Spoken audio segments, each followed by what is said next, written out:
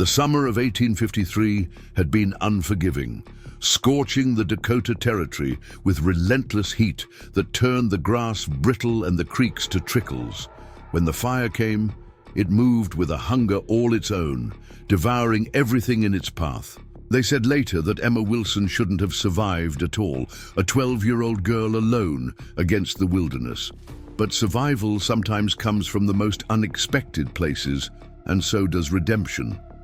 Before we jump back in, tell us where you're tuning in from, and if this story touches you, make sure you're subscribed, because tomorrow I've saved something extra special for you. Thunder Valley Pass, stretched like a scar across the Dakota Territory, its jagged edges softened only by the thin line of aspens that traced the ravines. The late summer sun hung heavy in the sky, casting long shadows that seemed to reach for the wagon train as it made its slow, creaking journey westward. 12 wagons in total, each one carrying dreams, regrets, or something in between. Emma Wilson sat at the edge of the last wagon, her legs dangling over the back, watching the dust rise and settle in their wake. At 12 years old, she was neither child nor woman, caught in that fragile space between. Her dress, once blue, had faded to the color of a cloudy sky, and her auburn hair was pulled back in a simple braid that reached halfway down her back. Unlike the other children who ran alongside the wagons, shouting and playing despite the heat, Emma kept to herself. "Girl," called Mrs. Eleanor Montgomery from the wagon ahead, "you'll fall off if you keep perching there like some wild bird." Her voice carried the crisp authority of someone used to being obeyed. Mrs. Montgomery was the unofficial matriarch of their small company, a widow who carried her grief like armor and her opinions like weapons. Emma didn't reply, but slid back onto the wagon bed, pulling her knees to her chest. She'd been with the Montgomery family since St. Louis, taken in after the fever had claimed her parents within days of each other. Not adopted, not family, just a responsibility that Mrs. Montgomery reminded her of daily. "We need another bucket filled before sundown," Mrs. Montgomery said, not looking back. "Take it to the creek and be quick about it." Emma took the wooden bucket and climbed down from the wagon. The earth felt hot through the thin soles of her boots as she made her way toward Whispering Pines Creek, which ran parallel to their trail about a quarter-mile east. She walked alone, her steps light and quick, like someone used to going unnoticed. The first time she saw Thomas Garrett was at the creek's edge. He stood tall against the fading light, his broad shoulders straight as he surveyed the land ahead. As wagon master, he carried the weight of 12 families' futures, and it showed in the deep lines around his eyes and the permanent furrow of his brow. His coat hung heavy on his frame despite the heat, and his beard, more salt than pepper, was neatly trimmed. "Bit far from camp, aren't you?" he asked without turning. Emma dipped the bucket into the shallow water. "Mrs. Montgomery sent me," he nodded, as if that explained everything. "The water's running low. Been a dry season." He finally looked at her, his eyes narrowing slightly. "You're the Wilson girl." It wasn't a question, but she nodded anyway. "Lost your folks in St. Louis?" Again, not a question. Emma focused on the ripples in the bucket, watching as they settled into stillness. "Yes, sir." Thomas Garrett was not an unkind man, but kindness wasn't what had kept him and the families he led alive through the years. Practicality was his. Religion, survival, his only commandment. "Mrs. Montgomery says you're quiet, too quiet for a girl your age." Emma met his gaze then, her eyes steady. "I say what needs saying." A flicker of something, respect perhaps, crossed his face before. He turned back to the horizon. "Storm's coming," he said, though the sky remained clear. "Be back at the wagon before dark." She lifted the now full bucket and started back toward camp. The water sloshed against the sides, droplets escaping to darken the dry earth at her feet. Each step was measured, careful not to waste what was precious. The camp had already begun to settle for the evening when she returned. Fires were being lit, their smoke rising in thin columns against the darkening sky. Children were called back to their families, and the low murmur of conversation blended with the sounds of cooking and horses being settled for the night. Emma delivered the water and went about her chores in silence. She fed the chickens they carried in a small coop at the back of the wagon, checked that the goat was secured, and helped prepare the evening meal. All without speaking unless spoken to. All with a precision that spoke of routine rather than enthusiasm. After supper, while the other families gathered around the central fire to share stories and songs, Emma slipped away to the edge of camp. She sat with her back against a wagon wheel, a small piece of wood in her hands that she was carefully whittling into the shape of a bird. The knife had been her father's, one of the few possessions she'd managed to keep. "That's mighty fine work for such small hands." The voice startled her, though she didn't show it. Looking up, she saw Samuel Cooper, an elderly man traveling west to live with his daughter's family. His face was lined like a map, each crease telling of journeys taken and hardships endured. Unlike most, he never seemed bothered by Emma's silence, perhaps because he carried enough of his own. "My pa taught me," she said simply, turning the half-formed bird in her hands. Samuel lowered himself to sit beside her with a groan that spoke of tired bones and long days. "Your pa taught you well." He didn't ask about her parents or offer empty condolences. Instead, he pointed to the wood. "Red-tailed hawk?" Emma nodded, surprised he could tell. "Saw one circling earlier today," he said, as if that explained his knowledge. "They're solitary birds for the most part, but strong." He didn't look at her as he spoke, offering the words to the night rather than to her directly. "They see things others miss." They sat in companionable silence as darkness fully claimed the camp. The fire's glow cast long shadows, and the voices of the other travelers rose and fell like the tide. Eventually Samuel stood, his joints cracking in protest. "Best get some rest. Tomorrow's another day of the same." Emma watched him go, then tucked the unfinished carving into her pocket. The night air had cooled considerably, and she pulled her thin shawl tighter around her shoulders. Above, the stars emerged one by one, indifferent to the small dramas playing out beneath them. It was as she was making her way back to the Montgomery wagon that she first noticed him, a figure at the very edge of the firelight, more shadow than substance. He stood perfectly still, watching the camp with the keen attention of a predator, though there was no threat in his posture, just observation. Even in the dim light, she could make out his features: high cheekbones, dark eyes, set beneath a strong brow, and long black hair pulled back at the nape of his neck.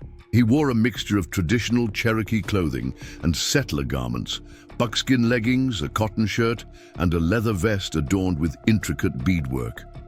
A rifle was slung across his back, and a knife hung at his belt. River Blackhawk wasn't officially part of their wagon train. He was a scout hired by Thomas Garrett to guide them through the more treacherous parts of the territory. He rarely stayed in camp, preferring to ride ahead and return with reports of the trail ahead, water sources, and potential dangers. Most of the travelers regarded him with a mixture of respect and unease, their prejudices at war with their need for his skills. Emma had heard the whispers around the campfire. Some said he'd been educated at a mission school back east. Others claimed he'd fought alongside white soldiers in skirmishes with other tribes. All agreed that he was the best tracker in the territory, able to read the land like others read books. Their eyes met across the distance, and for a moment, neither looked away. There was a recognition there, one outsider to another, though.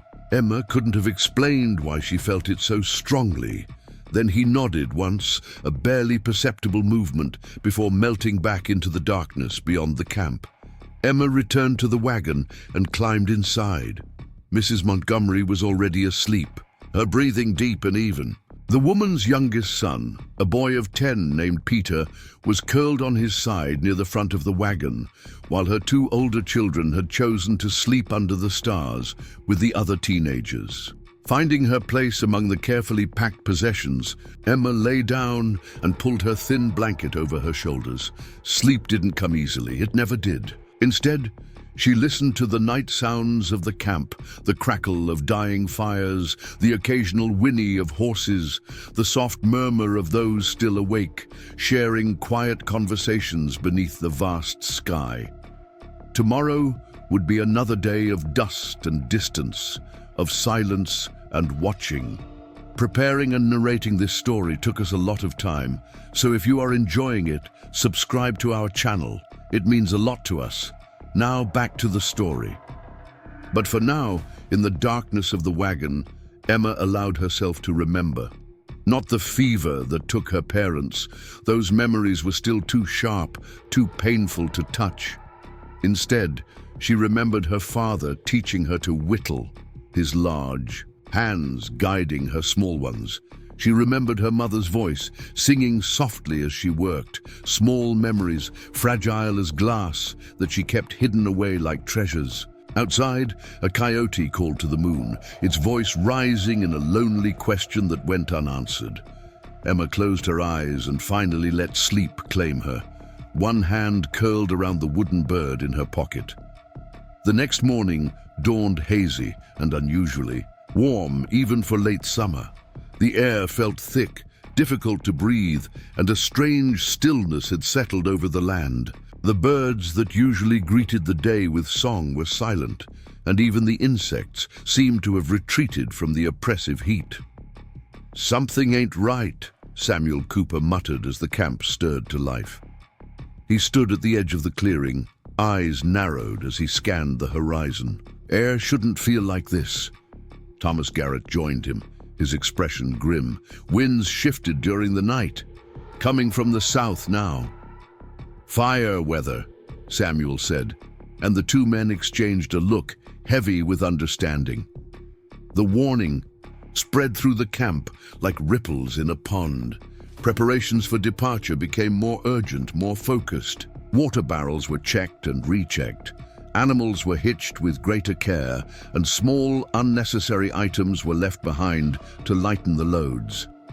Emma helped the Montgomery family prepare, her movements efficient and precise. She felt the tension in the air, saw it in the tight expressions of the adults and the unusual quiet of the children. Even Mrs. Montgomery's customary criticisms were subdued, replaced by curt instructions and frequent glances toward the southern horizon. By mid-morning they were moving again, the wagons forming a tighter formation than usual. Emma noticed that Thomas Garrett no longer rode at the front of the train, but constantly circled the group, his eyes scanning the distance, his expression growing more concerned with each passing hour. It was just past noon when River Blackhawk appeared, riding hard from the south. His horse was lathered with sweat, sides heaving as he pulled up alongside Thomas Garrett's wagon. Their conversation was brief, intense, and though Emma couldn't hear the words, she saw the wagon master's face pale beneath his weathered tan. The order came immediately. "Change course, we head east to Eagles Ridge now." The reason became clear moments later as the first tendrils of smoke appeared on the southern horizon, dark smudges against the hazy sky. Fire.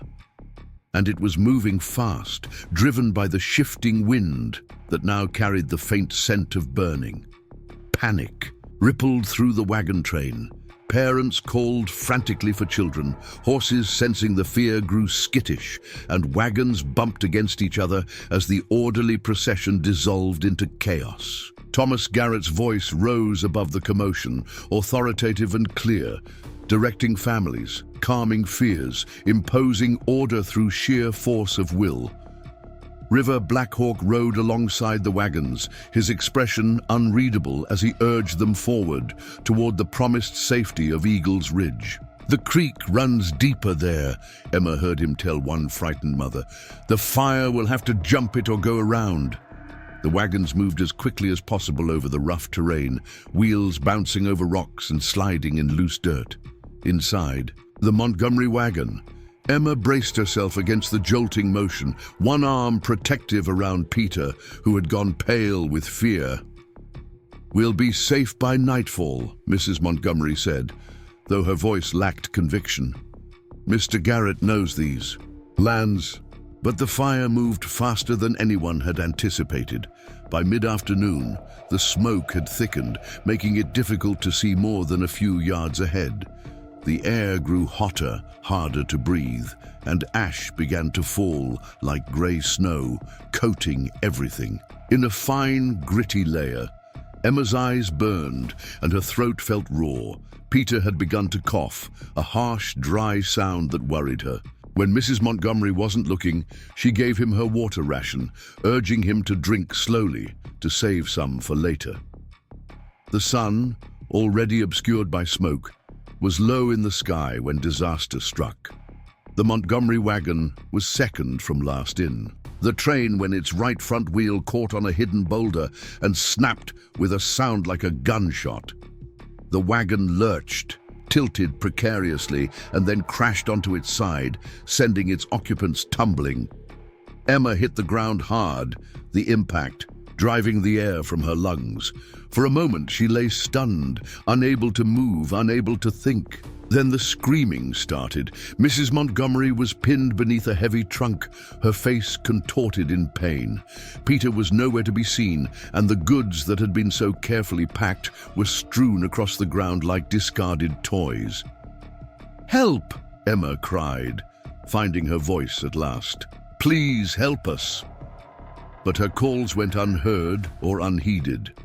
The rest of the wagon train had continued moving, unaware of the accident in the growing chaos of smoke and fear.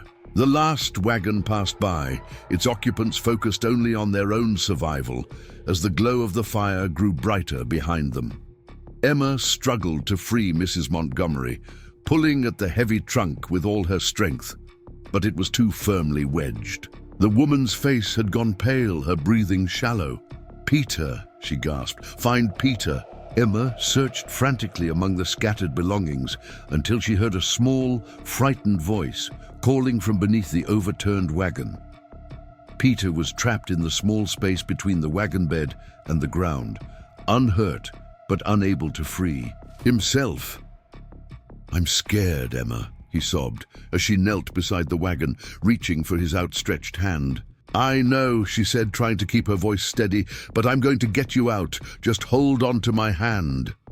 The smoke was thicker now, stinging her eyes and making it hard to see. The heat was becoming unbearable, and the ominous crackling of approaching flames grew louder with each passing moment. Emma pulled with all her might, feeling Peter's small hand slipping in her grasp. With a final desperate effort, she managed to create just enough space for him to wriggle free. He emerged, covered in dirt and tears, trembling from head to toe. "My mother!" he choked out, looking toward where Mrs. Montgomery lay trapped. Emma turned back to the woman, determination setting her jaw. But what she saw froze her in place. The flames had crested the hill behind them, a wall of orange and red that devoured everything in its path. They had minutes, perhaps less. "Go," Mrs. Montgomery said, her voice suddenly clear, her eyes fixed on her son. "Take Peter and go. Follow the creek east. The others will be at Eagle's Ridge." When Emma hesitated, the woman's voice hardened. "Now, girl, save my son if nothing else."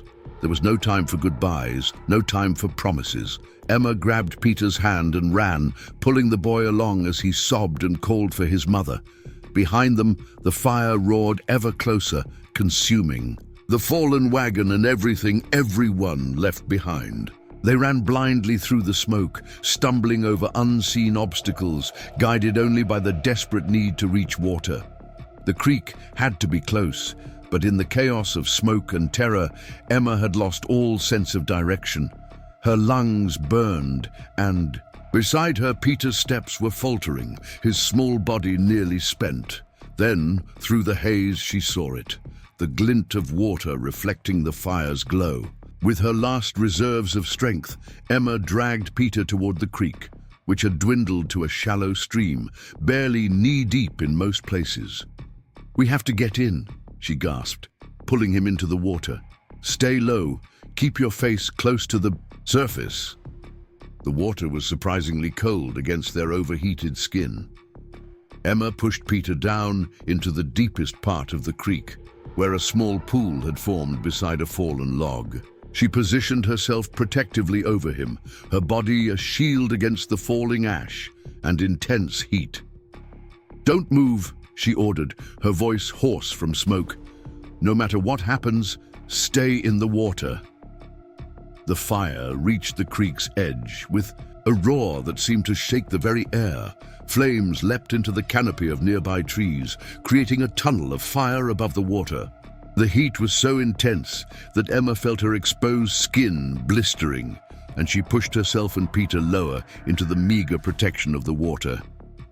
For what seemed like hours, but might have been minutes, they huddled there as the fire raged. Around them, Emma kept one arm around Peter, her other hand gripping the submerged log to anchor them against the current, which had grown stronger as the fire's heat affected the air above the water.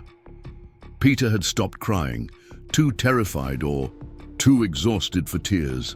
He clung to Emma, his face pressed against her shoulder, his body trembling despite the water's chill.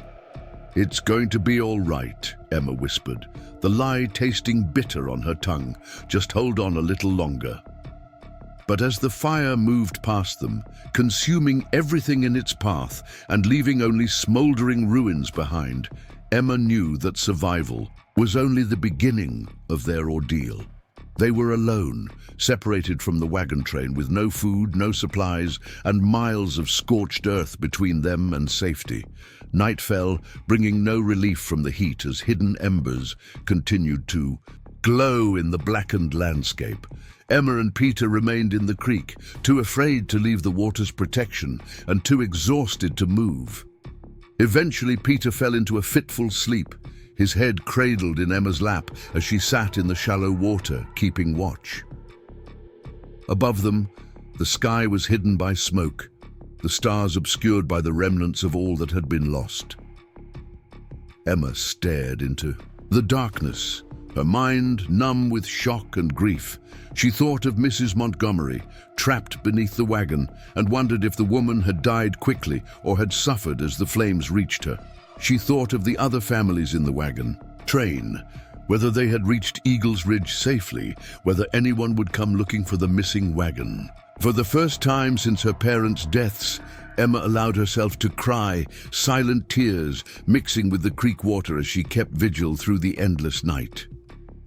Dawn brought a grey, smoke-filtered light and the full revelation of the fire's devastation. The landscape had been transformed into an alien terrain of blackened trees and ash-covered ground. Heat still radiated from the earth, and small fires continued to burn in isolated spots where the flames had found abundant fuel. Emma woke Peter, gently, his small body stiff and cold from the night spent in water. His eyes were red-rimmed and dazed, his voice a whisper when he asked, "Is my mother with the angels now, like your parents?" Emma could only nod, unable to find words of comfort that wouldn't feel like lies. "We need to move," she said instead. "We have to try to find the others." They dragged themselves from the creek, limbs aching and skin raw from hours in the water. Emma's dress clung to her body, heavy and sodden, while Peter's clothes were torn and blackened at the edges. Neither had shoes anymore. Emma had lost hers while running, and Peter's had somehow come off in the creek. "Which way?" Peter asked, looking around at the unrecognizable landscape. Emma tried to orient herself, to remember the direction the wagon train had been heading before the accident. East, she thought.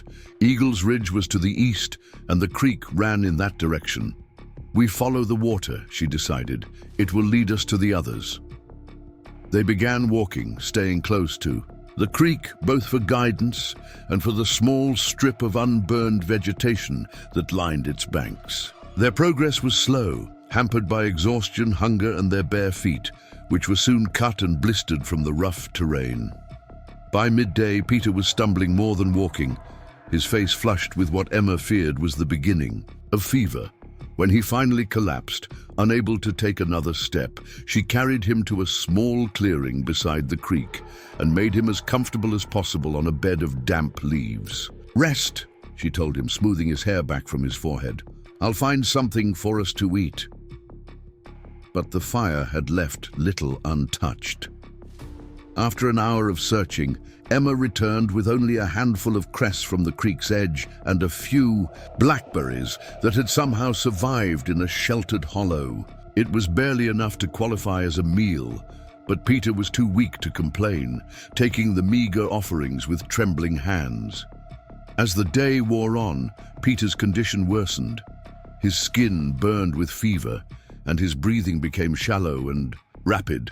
Emma bathed his face with creek water, trying to cool his temperature, but without medicine or proper food, she could do little else.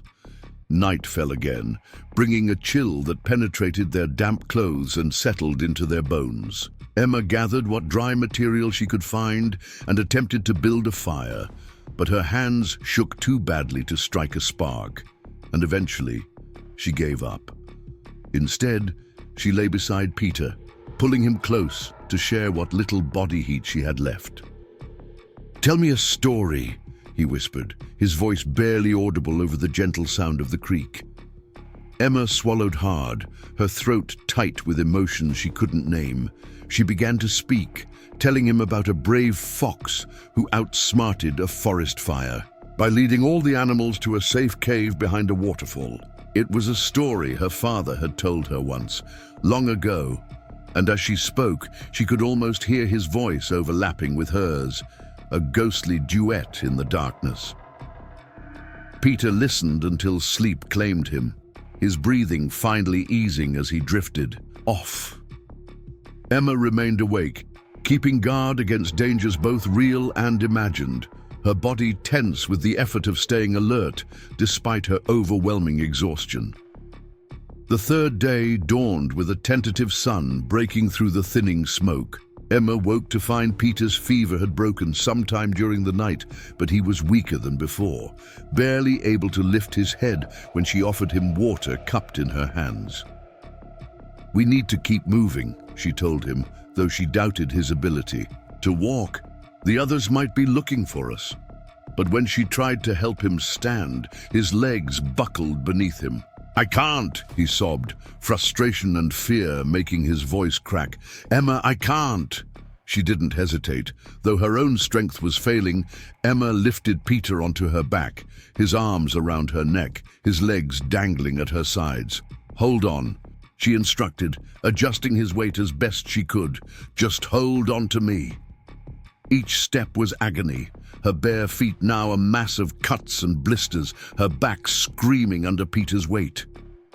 But Emma kept moving, focusing only on placing one foot in front of the other, following the creek's winding path through the burned-out forest. By afternoon, her vision had begun to blur, dark spots dancing at the edges of her sight. Her steps became unsteady, and twice she nearly fell, catching herself at the last moment. Peter had lapsed into a semi-conscious state, his grip on her neck loosening with each passing hour. When she finally collapsed, it was beside a small pool where the creek widened before continuing eastward. Emma managed to drag herself and Peter to the water's edge, where she dipped her hand in and brought a few precious drops to his cracked lips. "Just rest a little," she murmured, as much to herself as to him. "Just for a little while." The sun was setting when Emma heard it, the soft sound of approaching footsteps, too measured to be an animal, too quiet to be a group of people. With the last of her strength, she pulled herself up to a sitting position, placing her body between Peter and whatever was coming. A figure emerged from the burned tree line, moving with the fluid grace of someone accustomed to traveling undetected. As he stepped into the clearing, the fading light revealed his features. High cheekbones, dark eyes, and long black hair pulled back from his face. River Blackhawk. He paused when he saw them, his expression unreadable as he took in their condition. Emma's. protective stance, Peter's still form, their filthy, burned clothing and raw, bleeding feet. For a long moment he simply looked at them, and Emma stared back, too exhausted for fear, too desperate for pride. Then he moved forward, kneeling beside them. His voice, when he spoke, was low and gentle, like water over smooth stones. "You survived the fire." It wasn't a question, but Emma nodded anyway, her throat too dry for words. River reached for a pouch at his belt and withdrew a small water skin. He offered it to Emma first, but she shook her head, gesturing to Peter. Understanding, River carefully lifted the boy's head and held the water skin to his lips, allowing him to drink in small sips. "The others?" Emma finally managed to ask, her voice a harsh whisper. "Safe at Eagle's Ridge," River replied, turning his attention to her and offering the water again. This time she accepted, the cool liquid bringing immediate, though temporary, relief. They sent search parties when they realized you were missing, but the fire made it difficult. "Mrs. Montgomery?" Even as she asked, Emma knew the answer. River's silence was confirmation enough. After a moment he asked, "How did you survive?" "The creek," Emma said simply. "We stayed in the water until the fire passed." A flicker of respect crossed his face. "Smart." He examined Peter briefly, checking his pulse and feeling his forehead. "The boy is weak, but should recover with proper care." His gaze shifted to Emma's battered feet, and his expression tightened. "You carried him." Again, not a question, but Emma nodded. Without another word, River removed his buckskin jacket and wrapped it around Peter's small frame. Then he lifted the boy effortlessly into his arms. "Can you walk?" he asked Emma, his tone suggesting he already knew the answer. Pride made her try, but her legs betrayed her, buckling as soon as she put weight on them. River didn't comment, just shifted Peter to one arm and extended his other hand to help her up. Once she was standing, leaning heavily against him, he began to lead them away from the creek, toward what appeared to be more dense forest beyond the burn line. "Eagle's Ridge is still a day's journey," he explained, as they moved slowly through the gathering darkness. "There's shelter closer, a place I know." Emma didn't ask questions. She had no strength left for curiosity, only for the mechanical movement of placing one foot in front of the other, grateful for River's steady support beside her. Night had fully fallen by the time they reached the shelter River had spoken of, a small natural cave set into the side of a hill, its entrance partially concealed by a stand of pines that had somehow escaped the fire's wrath. Inside, it was dry and surprisingly warm, with the remains of a previous fire in a small pit near the center.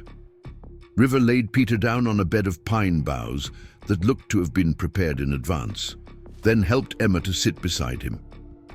Without speaking, he set about rekindling the fire, his movements swift and practiced. Soon, a small but steady flame cast flickering light and much-needed warmth throughout the cave.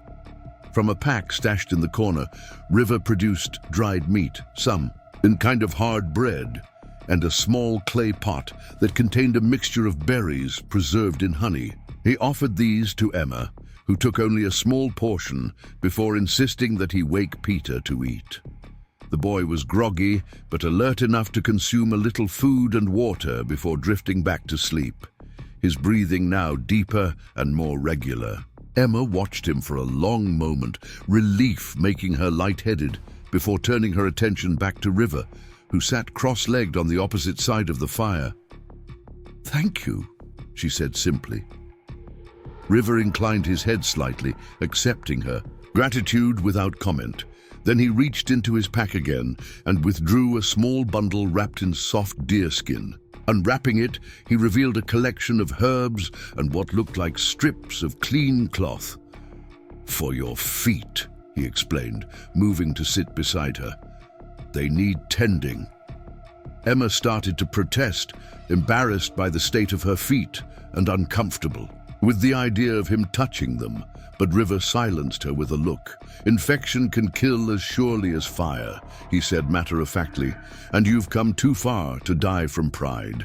There was wisdom in his words that went beyond her immediate situation, and Emma found herself nodding in agreement. She extended her feet toward him, wincing as the movement reopened several cuts.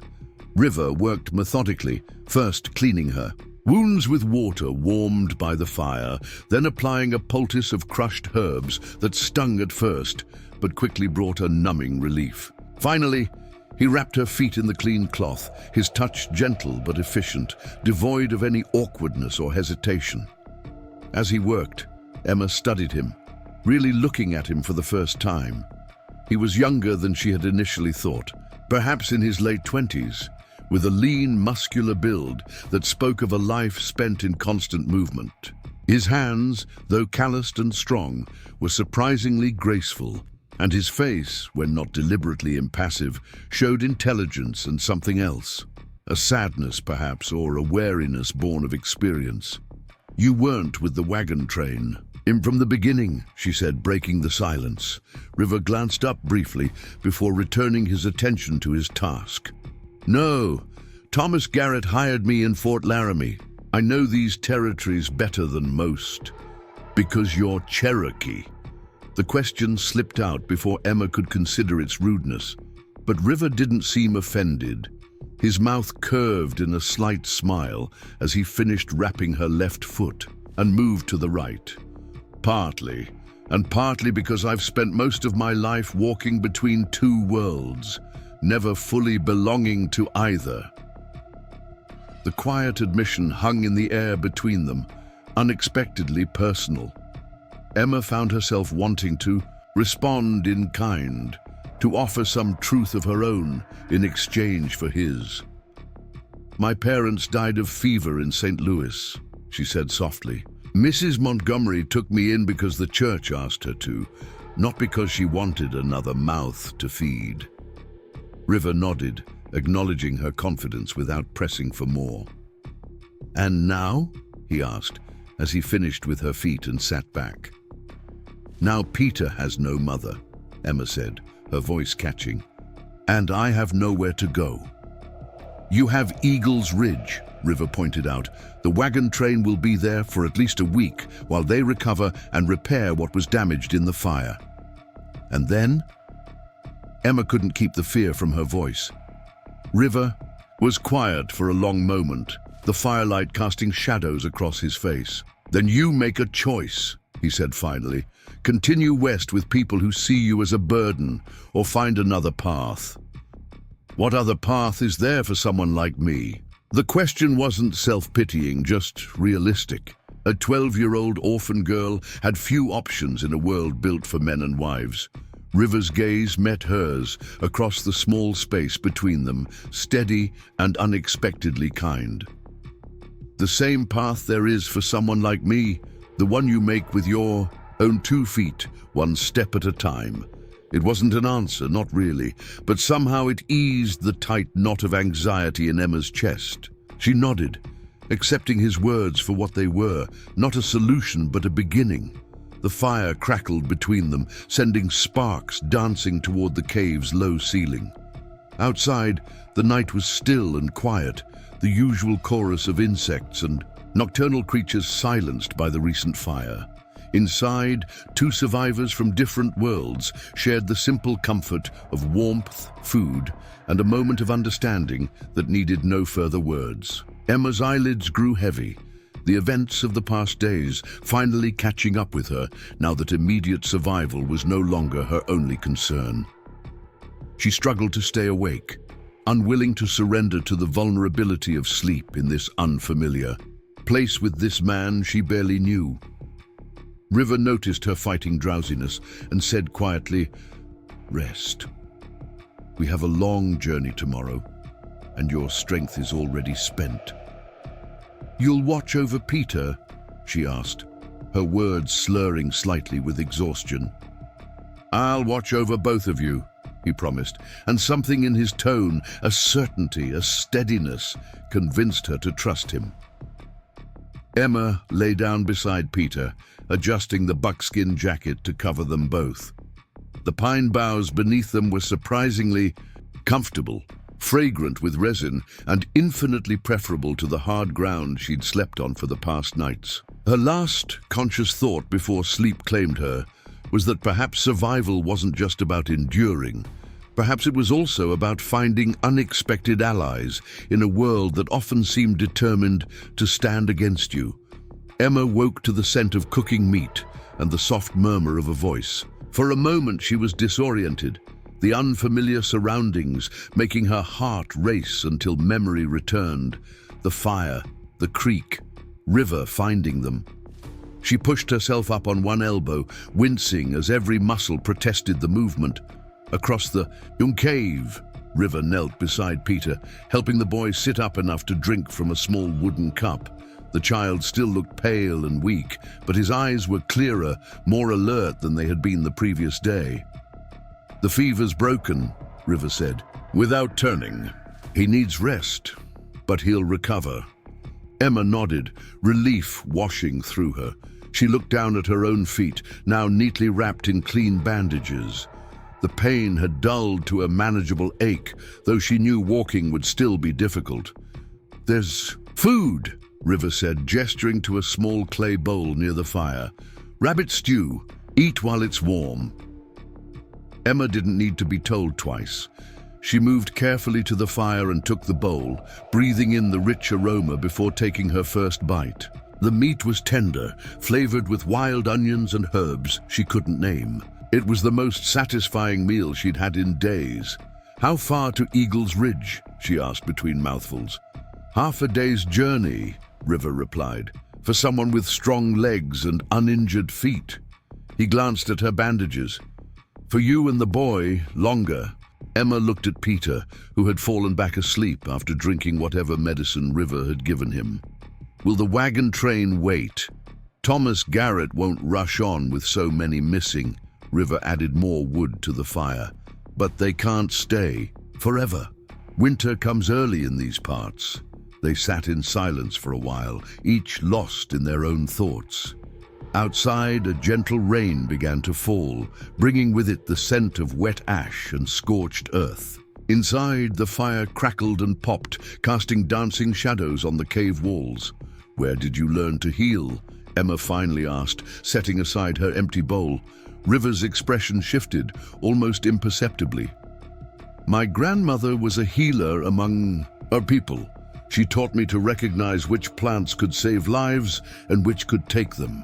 There was more to the story, Emma sensed, but he offered nothing further. "Thank you," she said simply, "for saving us." River shook his head slightly. "You saved yourselves. I merely found you." It was an important distinction, Emma realized. He wasn't claiming credit for their survival, wasn't positioning himself as their savior. There was respect in his acknowledgement of their own strength, and it made her sit a little straighter despite her exhaustion. "We should reach the others tomorrow," River continued. "The boy will need a proper doctor." "And what about you?" Emma asked, the question surprising even herself. "Will you stay with the wagon train?"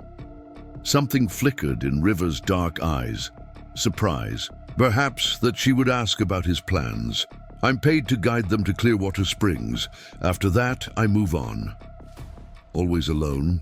The question was bold, perhaps too personal, but Emma found herself genuinely curious about this man who walked between worlds. River was quiet for a long moment. "The trail I walk is not an easy one," he said finally. "Few choose to share it." Emma thought about his words as she watched the flames dance in the small fire pit. She understood loneliness, had wrapped it around herself like a cloak since her parents' deaths. But there was a difference between choosing solitude and having it thrust upon you. "My father used to say that the hardest trails often lead to the best views," she said quietly. River looked at her with an expression she couldn't quite read. "Your father was a wise man." He stood and moved to the cave entrance, looking out at the rain. "Rest while you can. We leave at first light." Emma lay back down beside Peter, pulling the buckskin jacket over them both. Despite her lingering questions and uncertainties, sleep came quickly, deep and dreamless. The rain continued through the night, a gentle, cleansing downpour that washed some of the ash from the scorched landscape and dampened the remaining embers. By morning, the air smelled fresher, though the devastation was no less stark in the pale dawn light. River was already awake and preparing for their journey when Emma opened her eyes. He had fashioned rough moccasins from pieces of deerskin, for both her and Peter, protection for their injured feet that was far better than nothing. "These will help," he said, handing them to Emma, "but we'll need to move slowly." Peter was still weak, but insistent on walking on his own. "I'm not a baby," he protested when River suggested carrying him. "No," River agreed seriously. "You're a survivor, but even survivors need help sometimes." They compromised. Peter would walk when he could, and River would carry him when he couldn't. Emma hobbled alongside them, each step painful but manageable in the soft moccasins River had made. The journey was slow and difficult. The rain had turned much of the ash to a slippery, muddy paste that clung to their clothing and skin. The terrain was challenging even without their injuries, rising steadily as they approached Eagle's Ridge. By midday, they had covered perhaps half the distance. Peter was now riding on River's shoulders, his small face pinched with fatigue, but determined. Emma trudged behind them, focusing on putting one foot in front of the other, ignoring the fresh blood that had begun to seep through her bandages. They paused to rest beside a small spring, one of many that fed into the larger creek. River produced more of the dried meat and berries from his pack, which they ate in silence. The boy fell asleep almost immediately afterward, curled on his side with one hand still clutching a piece of the hard bread. "He's strong," River observed, looking at Peter. "Many grown men would not have survived what he has." "He didn't have a choice," Emma replied. "Sometimes strength comes from having no alternative." River studied her for a moment. "Is that how you survived? No alternative?" Emma thought about it, about the moment when she'd plunged into the creek with Peter, about the days afterward when she'd carried him despite her own pain and exhaustion. "I think," she said slowly, "it was about not being alone, having someone who needed me." River nodded, understanding in his eyes. Purpose is a powerful force. They set off again after Peter woke, their pace even slower as the terrain grew steeper. The ridge that gave Eagle's Ridge its name came into view by mid-afternoon, a dramatic outcropping of rock that resembled a bird of prey with wings spread wide. It was nearly sunset when Emma caught the first scent of campfires and heard the distant sounds of human activity. Voices calling to one another, the neighing of horses, the rhythmic pounding of a hammer on wood. She felt a surge of emotion. That was part relief, part apprehension. They had made it, but what awaited them there? The first person to spot them was a young boy on watch duty, who let out a shout that brought others running. Soon, they were surrounded by a crowd of familiar faces, expressions ranging from disbelief to joy to shock at their condition. Thomas Garrett pushed through the crowd, his weathered face showing more emotion than Emma had ever seen from him. "My God," he breathed, taking in their appearance. "We thought you were dead." Before Emma could respond, the crowd parted again to admit Dr. Harrison, the wagon train's physician, a stern man with gentle hands who immediately began assessing Peter's condition. The Montgomery children, 14-year-old Sarah and 16-year-old James, stood frozen at the edge of the gathering, their faces pale with shock and grief as they realized their mother was not with the return party. "Mrs. Montgomery," Thomas asked quietly, though his eyes suggested he already knew the answer. "She didn't make it," Emma replied, her voice barely above a whisper. "The wagon overturned. She was trapped. She told us to run." A collective murmur went through the crowd. Sarah let out a small, broken sound and turned to bury her face against her brother's shoulder. James stood rigid, his jaw clenched tightly, as he fought for control. "We'll send men to recover her remains," Thomas said grimly, "when the ground is cool enough." Dr. Harrison had finished his examination of Peter and now turned to Emma. "You need proper medical attention," he declared, his tone brooking no argument. "Both of you need food, rest, and clean clothes immediately." The crowd began to disperse, people returning to their tasks with new urgency, talking in hushed voices about the miraculous return and the tragic loss. Thomas remained, turning to River with a solemn nod. "You found them," he said. "It wasn't a question." "They found themselves," River replied, echoing what he'd told Emma in the cave. "I merely showed them the way back." Thomas extended his hand. "The train owes you a debt, Blackhawk." River accepted the handshake with a brief nod, then stepped back, already retreating from the center of attention. Emma noticed how quickly the settler's focus shifted away from him once the initial moment had passed, as if his presence made them uncomfortable now that the emergency was over.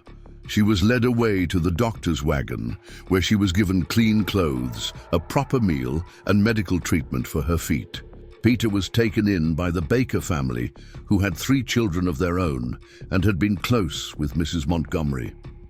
Sarah and James were staying with the Miller family, who had offered them sanctuary in their grief. Night had fallen by the time Emma was allowed to rest. She lay on a pallet in the corner of the doctor's wagon, clean and fed and properly bandaged, but somehow more unsettled than she had been in the cave with River.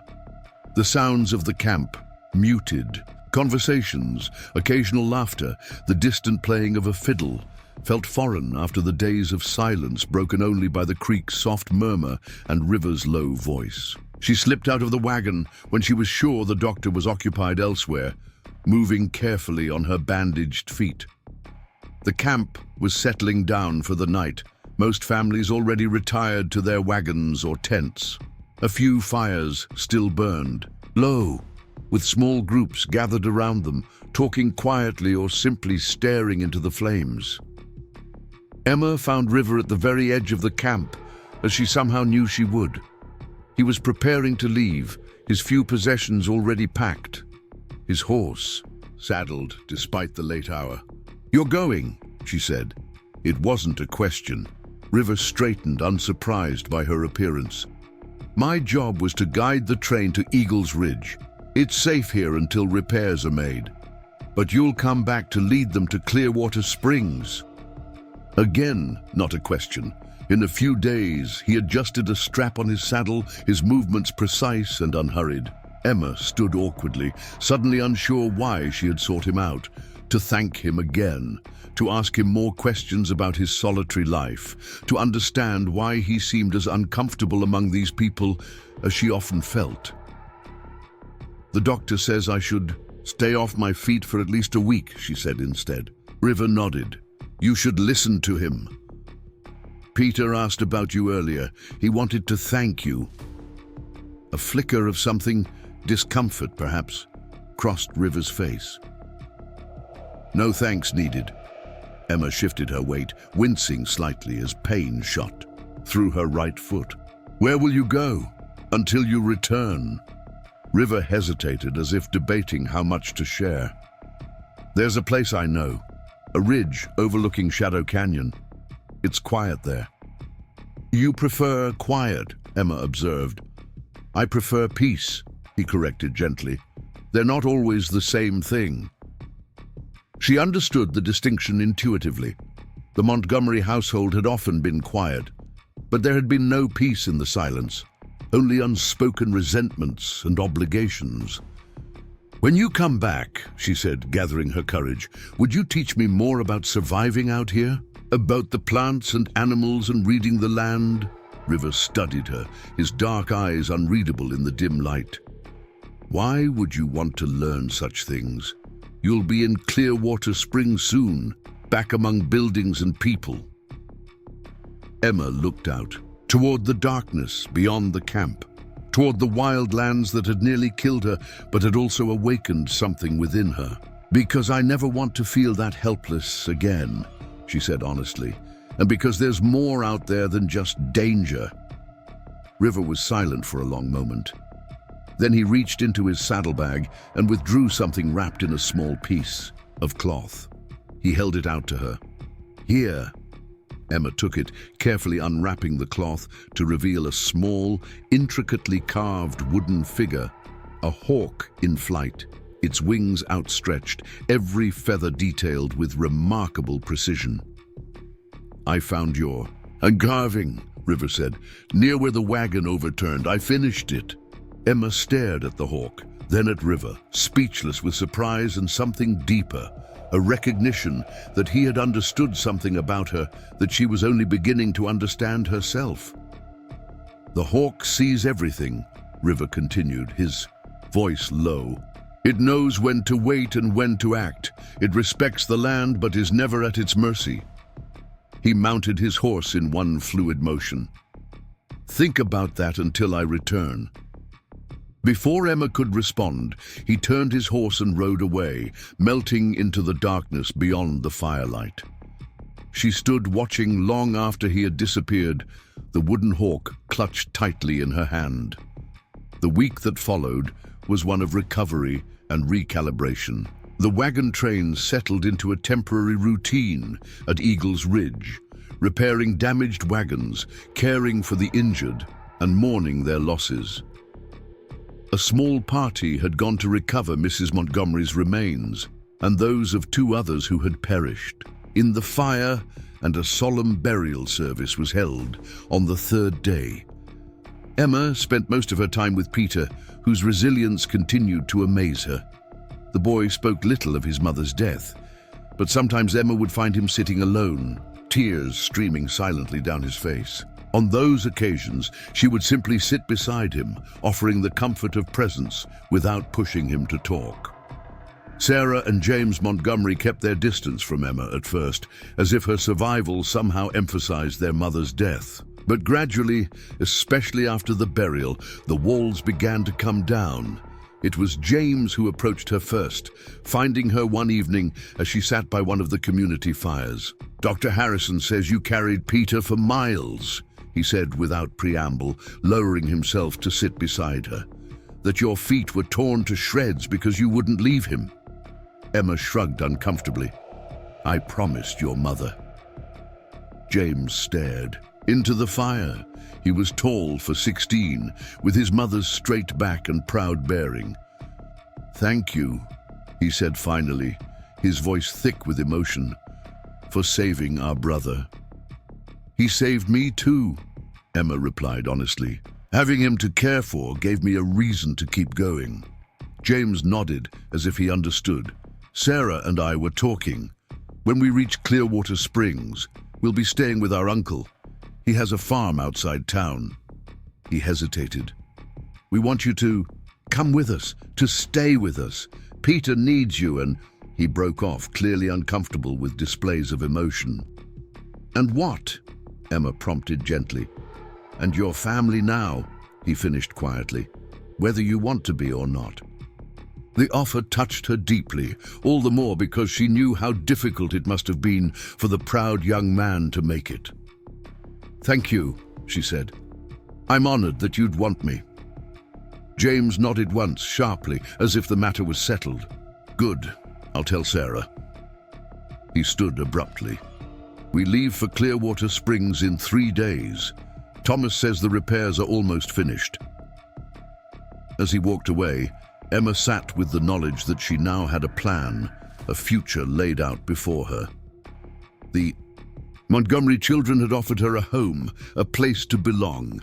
It was more than she had dared hope for after her parents' deaths. So why did she feel so unsettled? The answer came to her as she pulled out the carved hawk that night, running her fingers over its smooth wooden wings in the privacy of the small tent she now shared with the Baker family's oldest daughter. The hawk didn't build nests in safe places. It soared over open country, free and self-reliant. River Blackhawk returned to the camp the day before they were scheduled to depart. Emma watched from a distance as he conferred with Thomas Garrett, their conversation brief and focused. Several of the men nodded to him respectfully, their attitudes noticeably warmer than before. Word of his role in finding Emma and Peter had spread throughout the camp, elevating his status somewhat, though he seemed indifferent to the change. Emma waited until evening before approaching him. He was sitting apart from the others as usual, methodically cleaning his rifle by the light of a small fire. "You came back," she said, easing herself down to sit across from him. Her feet were healing well, though she still walked with a slight limp. "I said I would." He didn't look up from his task, his hands moving with practiced efficiency. "The wagon train leaves for Clearwater Springs tomorrow." "I know." Emma hesitated, then pressed on. "The Montgomery children have asked me to stay with them when we reach their uncle's farm." Now River did look up, his dark eyes meeting hers across the flames. "That's good. You'll have a home, security." "Yes," Emma agreed, then fell silent, unsure how to express the conflict she felt. River seemed to understand anyway. He set aside his rifle and regarded her steadily. But I keep thinking about what you said, about making my own path." She twisted her hands in her lap. "About walking between worlds." River was silent for a long moment. "It's not an easy life," he said finally, "being neither one thing nor the other." "I'm already neither one thing nor the other," Emma pointed out. "I'm not a child anymore, but I'm not grown. I'm not a Montgomery, but I'm not really a Wilson either, not since my parents died." She took a deep breath. "I want to learn what you know, about the land, about surviving, about finding peace in the quiet places." River studied her, his expression unreadable. "And the boy? Peter?" Emma glanced toward the baker's wagon, where Peter was already asleep. "He has his brother and sister now. They're his blood. They'll care for him better than I could." "Blood isn't always what matters most," River said quietly. The words hung between them, heavy with meaning. Emma thought of her parents, of the love that had bound them together and to her, and she thought of Mrs. Montgomery, who had taken her in out of obligation rather than affection. "No," she agreed. "It isn't." Neither spoke for several minutes. The fire crackled and popped, sending sparks spiraling into the night sky. In the distance, someone was playing a harmonica, the melancholy tune drifting through the camp. "There's a woman in Clearwater Springs," River said finally. "Elizabeth Walking Deer. She's Cherokee, like me, but she's lived among the settlers for 20 years. She's a healer, respected by both communities." Emma listened intently, sensing the importance of what he was telling her. "She takes students, sometimes girls with the right spirit and a willingness to learn the old ways alongside the new." He met Emma's gaze directly. "I could speak to her about you, if that's what you truly want." Hope flared in Emma's chest, bright and unexpected. "You would do that?" "I would," River confirmed. "But you should think carefully before deciding. The path of a healer isn't easy, especially for someone walking between worlds, as you put it." Emma nodded, understanding the gravity of the choice before her. "I'll think about it," she promised. They sat in companionable silence until the fire burned low. Before she left to return to her tent, Emma placed the carved hawk on the ground between them. "Keep it," River said, making no move to take it. "To remind you that there are always choices, always different perspectives. The hawk sees everything, but it chooses where to land." Emma picked up the carving and clutched it tightly. "Thank you," she said, and they both knew she was thanking him for more than just the wooden bird. Morning brought clear skies and a flurry of activity as the wagon train prepared to depart for the final leg of their journey to Clearwater Springs. Emma helped the bakers with their preparations, her mind still turning over the conversation with River and the choice that lay before her. It was mid-morning when Peter found her, ducking beneath the wagon where she was securing a crate of supplies. "Emma?" he said breathlessly, his face flushed with excitement. "James says you're coming to live with us at Uncle David's farm. Is it true?" Emma looked at the boy's eager face, seeing in it the hope and trust that had kept them both alive through the fire and its aftermath. How could she tell him that she was considering a different path? "James and Sarah have invited me," she said carefully. "They're very kind to offer." Peter's smile dimmed slightly, sensing her hesitation. "But you don't want to come?" Emma sighed and sat back on her heels. "It's not that simple, Peter. I'm trying to figure out where I belong." "You belong with us," Peter said with the simple certainty of a child. "You saved me. You're my family now." The words touched her deeply, all the more because they echoed what James had said, family, a concept that had seemed lost to her forever after her parents' deaths. "Peter," she began gently, "sometimes people need to follow different paths, even people who care about each other." Peter's lower lip trembled. "You don't want to be with us?" "Oh, Peter." Emma pulled him into a hug, feeling his small body tense and then relax against her. "It's not about not wanting to be with you. It's about finding out who I'm meant to be." Peter pulled back to look at her, his young face serious. "Like River? He doesn't stay in one place either." Emma was surprised by the boy's perception. "Yes, a bit like River. He's offered to introduce me to someone in Clearwater Springs, a healer who might teach me." Peter considered this, his brow furrowed in concentration. "So you'd still be in Clearwater Springs? We could still see you?" "Yes," Emma confirmed, relieved that he seemed to be understanding. "I wouldn't be living with you, but we would still see each other." Peter nodded slowly. "I think my ma would say that's good. She always said people should do what they're meant for." His voice caught slightly at the mention of his mother, but he pressed on. "And you're meant to help people, like you helped me." Emma felt tears prick at the corners of her eyes.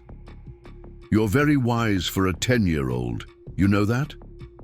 Peter shrugged. "Embarrassed? James says I talk too much." "James is wrong," Emma said firmly. "You talk exactly the right amount." Peter grinned, his momentary sadness forgotten. "Will you still teach me to whittle, even if you don't live with us?" "Of course," Emma promised. "And maybe you can teach me things too. That's how family works." The word family seemed to satisfy Peter completely. He nodded once, decisively, then ducked back out from under the wagon, calling over his shoulder, "I'm going to tell James you're going to be a healer, but you're still our family."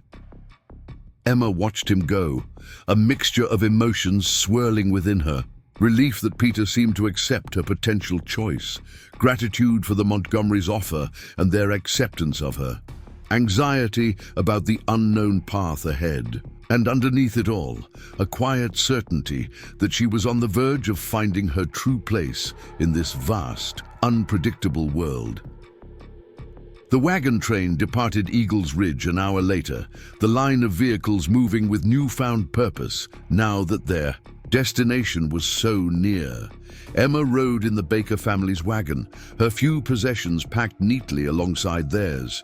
From her seat, she could see River Blackhawk riding ahead of the train, his straight back and alert posture a familiar sight now. As they traveled, Emma found herself studying the landscape with new eyes, noticing details she might have overlooked before.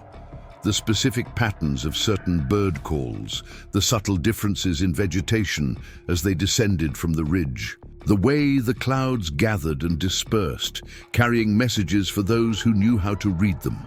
By late afternoon, they had covered significant ground, the terrain gradually changing from the fire-scarred hills to greener valleys that had escaped the worst of the blaze. Emma's spirits lifted at the sight of untouched forests and meadows, bright with late summer wildflowers. They made camp by a small lake that reflected the evening sky like a mirror. As the travelers set up their tents and prepared the evening meal, Emma noticed River standing at the water's edge, deep in conversation with Thomas Garrett. The wagon master nodded several times, his expression grave but respectful. Later, as darkness fell and the camp settled into its nighttime routine, Emma found herself drawn once again to River's small, separate fire. He looked up as she approached, nodding for her to join him. "I've been thinking about your offer," she said without preamble. "And?" His expression gave nothing away. "I want to meet Elizabeth Walking Deer," Emma said firmly. "I want to learn what she can teach me." River nodded, unsurprised. "I thought you might. I spoke with Thomas Garrett earlier. He'll help arrange things when we reach Clearwater Springs." Emma blinked, taken aback. "You already spoke to him? Before knowing my decision?" A faint smile touched River's lips. "I saw it in your eyes last night. The decision was already made, even if you hadn't admitted it to yourself yet." Emma wanted to deny it, to insist that she had carefully weighed all options before deciding, but she knew he was right. Deep down, she had known what path she would choose from the moment he mentioned Elizabeth Walking Deer. "What will happen?" she asked. "When we reach Clearwater Springs, Thomas will speak with the town council. They know Elizabeth, respect her even though she keeps to the old ways. I'll take you to her place, outside town." River added another stick to his fire. "She'll decide if she wants to teach you." What if she doesn't? The possibility hadn't occurred to Emma until now. "Then we'll find another way," River said simply. "There are always other paths." His confidence reassured her. "And the Montgomerys, will they understand?" "The oldest boy already does," River said. "He came to me earlier, asked if I thought you would be safe with Elizabeth, if you would be happy." Emma was surprised. "What did you tell him?" "I told him the truth, that Elizabeth is respected and feared in equal measure, that the path of a healer brings both joy and sorrow, and that you have the strength to walk it if you choose to." "And he accepted that?" River nodded. "He said his mother would have understood better than most, that she always saw something different in you, something that wouldn't be satisfied with a conventional life." Emma hadn't expected that insight from Mrs. Montgomery, who had always seemed so proper, so bound by tradition. Perhaps there had been depths to the woman that Emma had never glimpsed during their brief time together. "Thank you," she said. "For everything." River acknowledged her gratitude with a slight inclination of his head. "We reach Clearwater Springs tomorrow," he said. "Rest well." It was a dismissal, gentle but clear. Emma rose to leave but then hesitated. "River," she said, "when you told me about Elizabeth, you said she walks between two worlds, like you do, like I might." "Yes. Is it worth it? The loneliness, the never fully belonging anywhere?" River was silent for a long moment, gazing into the fire as if the answer might be found in its dancing flames. "There is loneliness," he admitted finally, "but there is also freedom, and sometimes there are moments of understanding so profound that they make the loneliness worthwhile." It wasn't a simple yes or no answer, but Emma hadn't expected one. Life seldom offered clear-cut answers, especially to the most important questions. "Good night, River," she said softly. "Good night, Emma Wilson," he replied, using her full name for the first time. As she walked back through the sleeping camp, Emma felt a strange mixture of emotions: anxiety about the unknown future, sadness about leaving the Montgomerys' ready-made family, excitement about learning from Elizabeth Walking Deer. But underneath all of those feelings was something new and unfamiliar, a sense of rightness, of moving toward rather than away from something. For the first time since her parents' deaths, she was choosing her path rather than having it chosen for her. She was no longer just surviving, she was beginning to live again. And that, she realized, was perhaps the most important lesson River Black Hawk had taught her that survival was only the first step on a much longer journey. The wooden hawk seemed to warm in her pocket as she made her way to her tent, as if responding to her thoughts. Tomorrow they would reach Clearwater Springs. Tomorrow she would begin to discover who Emma Wilson truly was and who she might become. The future, like the land through which they traveled, was vast and unpredictable, but she was no longer afraid to face it, no longer alone in the wilderness. She had survived fire and grief and abandonment. Whatever came next, she would meet it with the same courage and determination that had carried her through the creek when flames surrounded her. She was, after all, a survivor. And now she was ready to be more. Clearwater Springs appeared on the horizon just as the sun reached its zenith, a scatter of buildings nestled in a valley rich with the green of late summer. From the ridge where the wagon train paused, Emma could see the glint of water, a wide creek that wound through the settlement, feeding the countless springs that gave the town its name. "There it is," Thomas Garrett announced, his voice carrying to the weary travelers. "Journey's end, folks. We'll be there before supper." A cheer went up from the wagon train, the sound of collective relief after weeks of arduous travel. Emma didn't join in. For the others, Clearwater Springs represented the end of a journey. For her, it was the beginning of something yet unknown. She stood slightly apart from the group, one hand shading her eyes as she studied the settlement. Below, it was larger than she had expected, perhaps 30 or 40 buildings arranged along a main street, with smaller structures and farmsteads dotting the surrounding countryside. Smoke rose from chimneys, and even from this distance, she could make out the movement of people and horses. "Bigger than it was last year," River observed, appearing silently beside her. "The railroad's coming. We'll reach here by next spring, according to Thomas." Emma nodded, absorbing this information. A railroad would bring more settlers, more changes to the land. She wondered how Elizabeth Walking Deer felt about that, living on the edge of a world that was constantly encroaching on the old ways. "Are you still certain?" River asked, his voice low enough that only she could hear. Emma met his gaze steadily. "Yes." He nodded once, satisfied. "We'll reach town by mid-afternoon. I'll take you to Elizabeth at dusk. That's when she prefers to receive visitors." With that, he moved back to his position at the head of the train, leaving Emma to her thoughts as the wagons began their final descent into the valley. The arrival in Clearwater Springs was both chaotic and emotional. The settlement turned out to welcome the newcomers, families rushing to greet friends or relatives who had made the journey, merchants eyeing the wagons. With professional interest, children darting between the adults with excited shouts. Dogs barked, horses neighed, and over it all rang the bell from the small church at the north end of the main street, welcoming the travelers to their new home.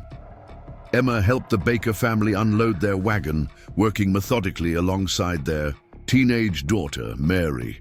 The Montgomerys were across the street, being greeted by a tall, solemn man who must be their Uncle David.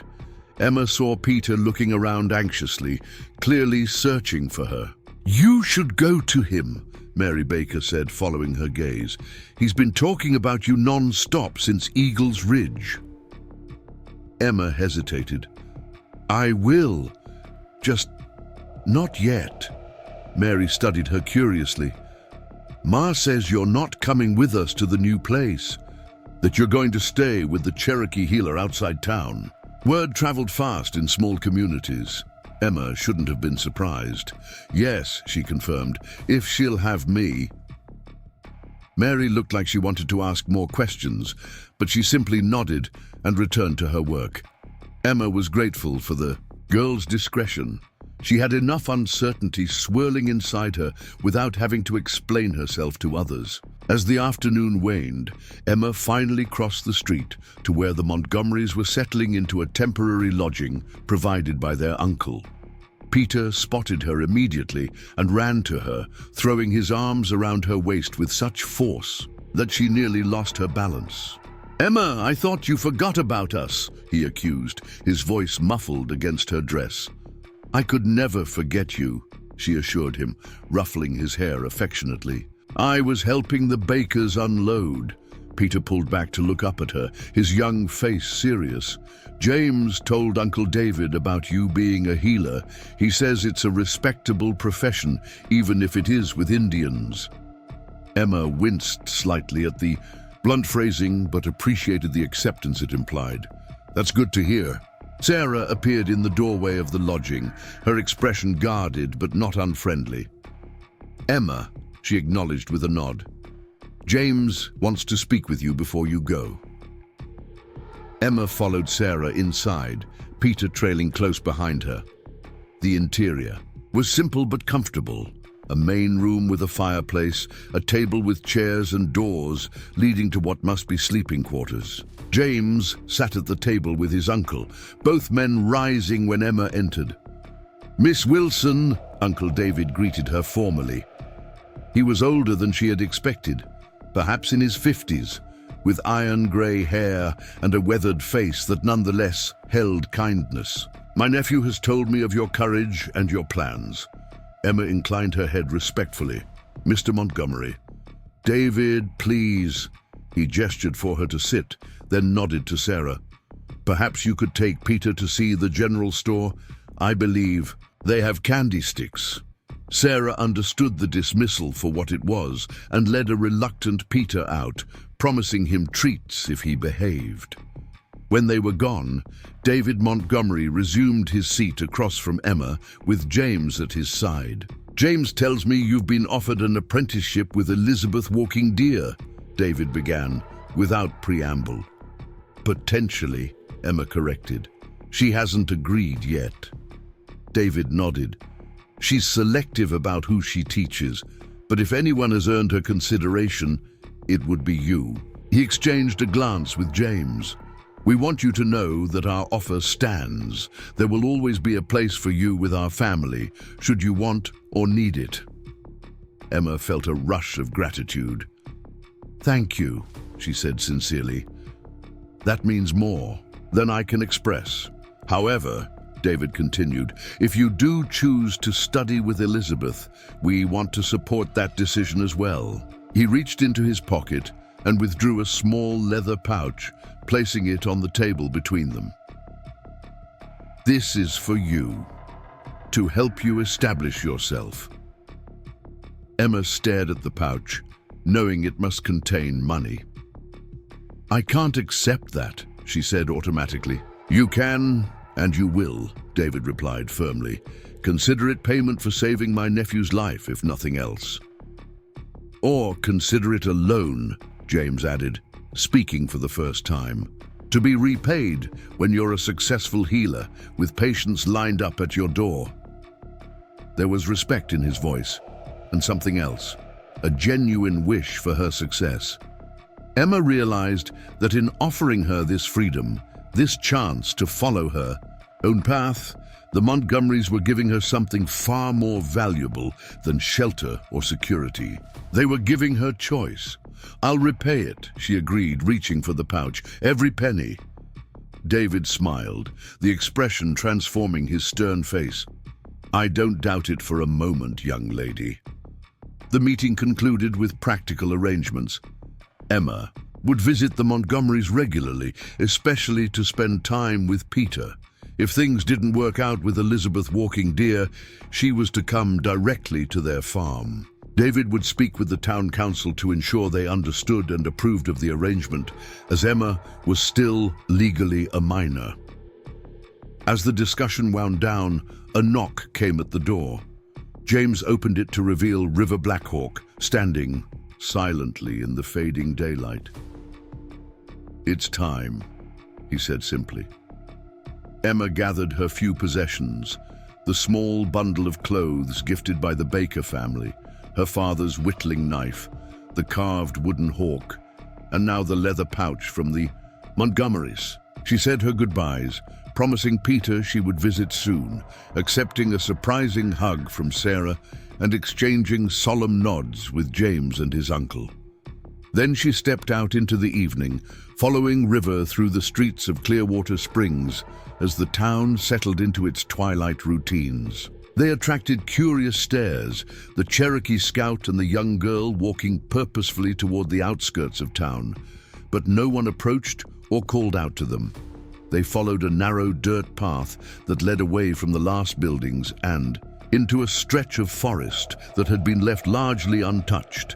The trees here were old, their massive trunks speaking of centuries of growth. The underbrush was minimal, suggesting that someone maintained the forest floor, keeping it clear and accessible. The path wound through the trees for nearly a mile before opening into a small clearing. In the center stood a cabin unlike any Emma had seen before. It was built partly in the settler style, with squared logs and a proper door, but it also incorporated elements that were clearly Cherokee. The roof extended to create a covered workspace around the perimeter, and various plants hung drying from the eaves.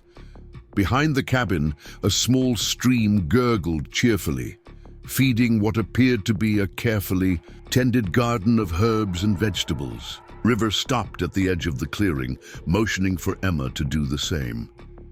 "We wait," he said quietly. "She knows we're here." Emma stood silently beside him, her heart pounding with nervousness and anticipation.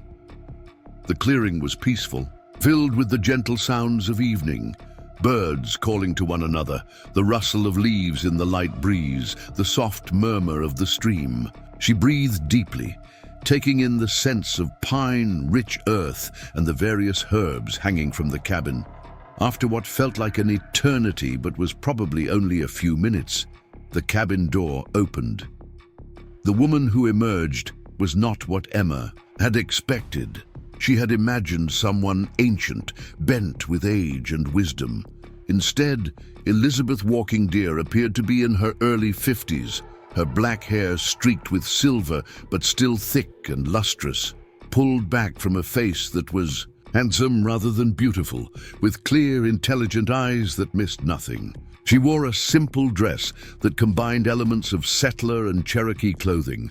The cut was European, but the fabric was adorned with traditional beadwork at the collar and cuffs. Around her neck hung various pouches and talismans, and her feet were clad in soft moccasins that made no sound as she crossed the clearing toward them. "River Blackhawk," she greeted in English, her voice surprisingly deep and melodious. "You bring a visitor to my door at sunset." River inclined his head respectfully. "Elizabeth Walking Deer. This is Emma Wilson, the girl I spoke of." Elizabeth's penetrating gaze shifted to Emma, who fought the urge to fidget under the scrutiny. The woman's eyes seemed to see past her physical appearance, looking into something deeper, more essential. "So," Elizabeth said after a long moment, "you survived the fire by hiding in the creek?" "Yes," Emma confirmed, finding her voice. "With Peter, the boy I was caring for. And then you carried him for miles on bleeding feet." It wasn't a question. Somehow, Elizabeth already knew the details of her ordeal. "I promised his mother I would keep him safe." Elizabeth nodded, as if this was the answer she had expected. "Promises matter," she agreed, "especially those made to the dying." She glanced at River. "You believe she has the right spirit for the healing path?" "I do," River replied without hesitation. "She sees clearly and acts with courage." Elizabeth turned back to Emma. "And what do you believe, Emma Wilson? Why do you seek to learn what I might teach?" Emma had been expecting this question, had rehearsed various answers in her mind during the journey to Clearwater Springs. But standing here, under Elizabeth's penetrating gaze, all her prepared responses fell away, leaving only the simple truth. "Because I want to help," she said. "Not just with words or good intentions, but with knowledge and skill. I want to understand the land and its gifts, to know how to heal instead of just how to survive." Elizabeth's expression remained unreadable. The path of a healer is not easy, she warned. It requires sacrifice, discipline, and the courage to stand between worlds that do not always welcome each other. I understand, Emma replied. I'm already between worlds, not quite a child, not yet a woman, not a Montgomery, but no longer truly a Wilson either. I've lost the life I was born to and haven't yet found the one I'm meant for. A flicker of something, approval perhaps, crossed Elizabeth's face. Well spoken, she acknowledged. But pretty words alone do not make a healer. She stepped closer to Emma, close enough that Emma could see the fine lines around her eyes, could smell the herbal scent that clung to her clothing, sage and sweetgrass and something sharper, medicinal. Give me your hands, Elizabeth instructed. Emma held out her hands without hesitation. Elizabeth took them in her own, turning them over to examine the palms, the fingertips, the shape of the wrists. Her touch was cool and dry, her fingers strong, and surprisingly calloused.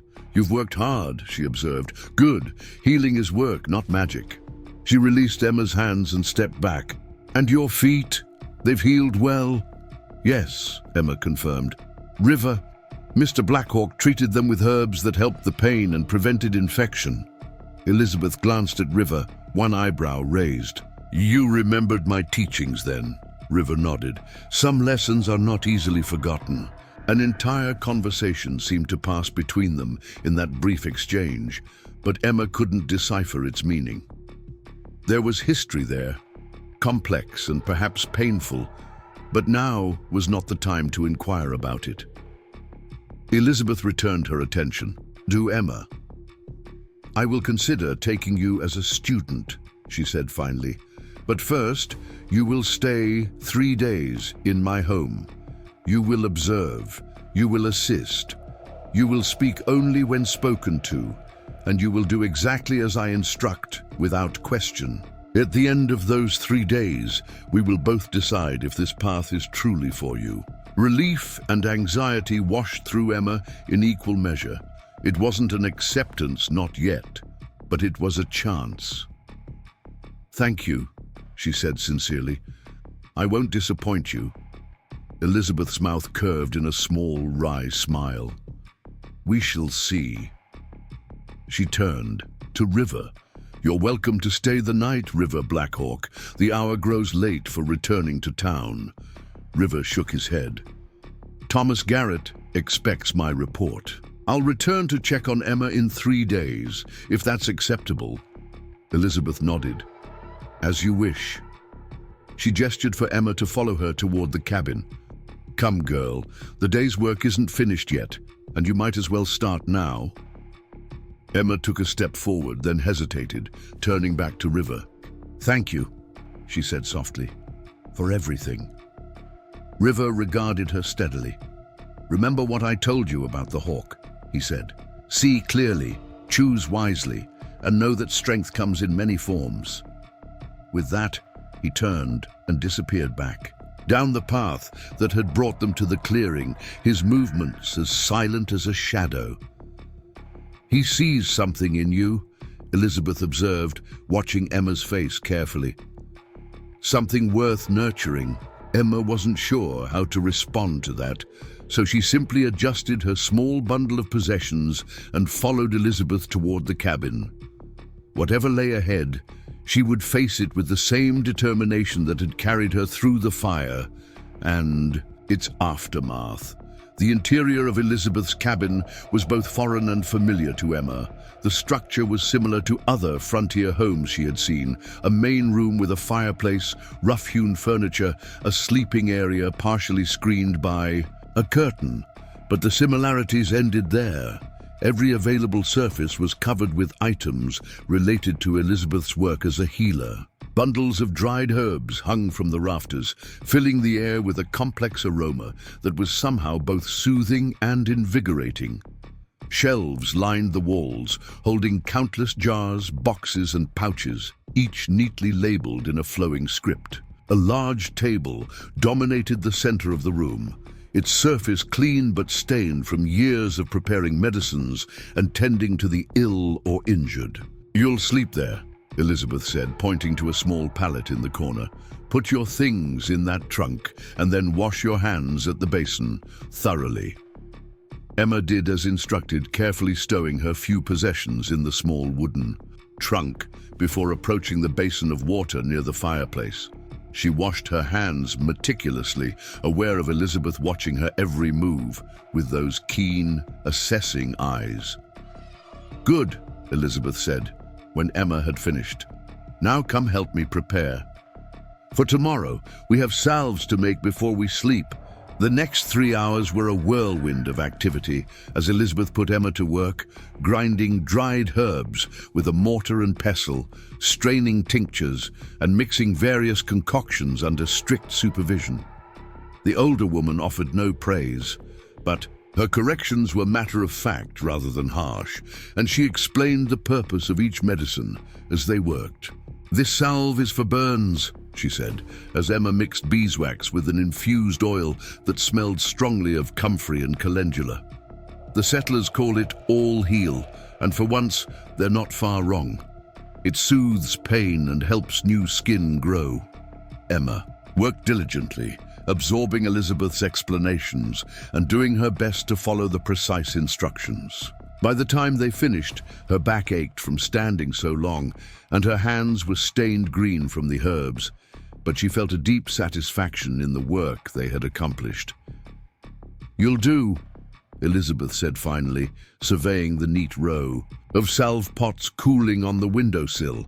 It wasn't exactly praise, but Emma felt a small glow of accomplishment nonetheless. They ate a simple meal of cornbread and bean stew, with Elizabeth asking occasional questions about Emma's life before the fire.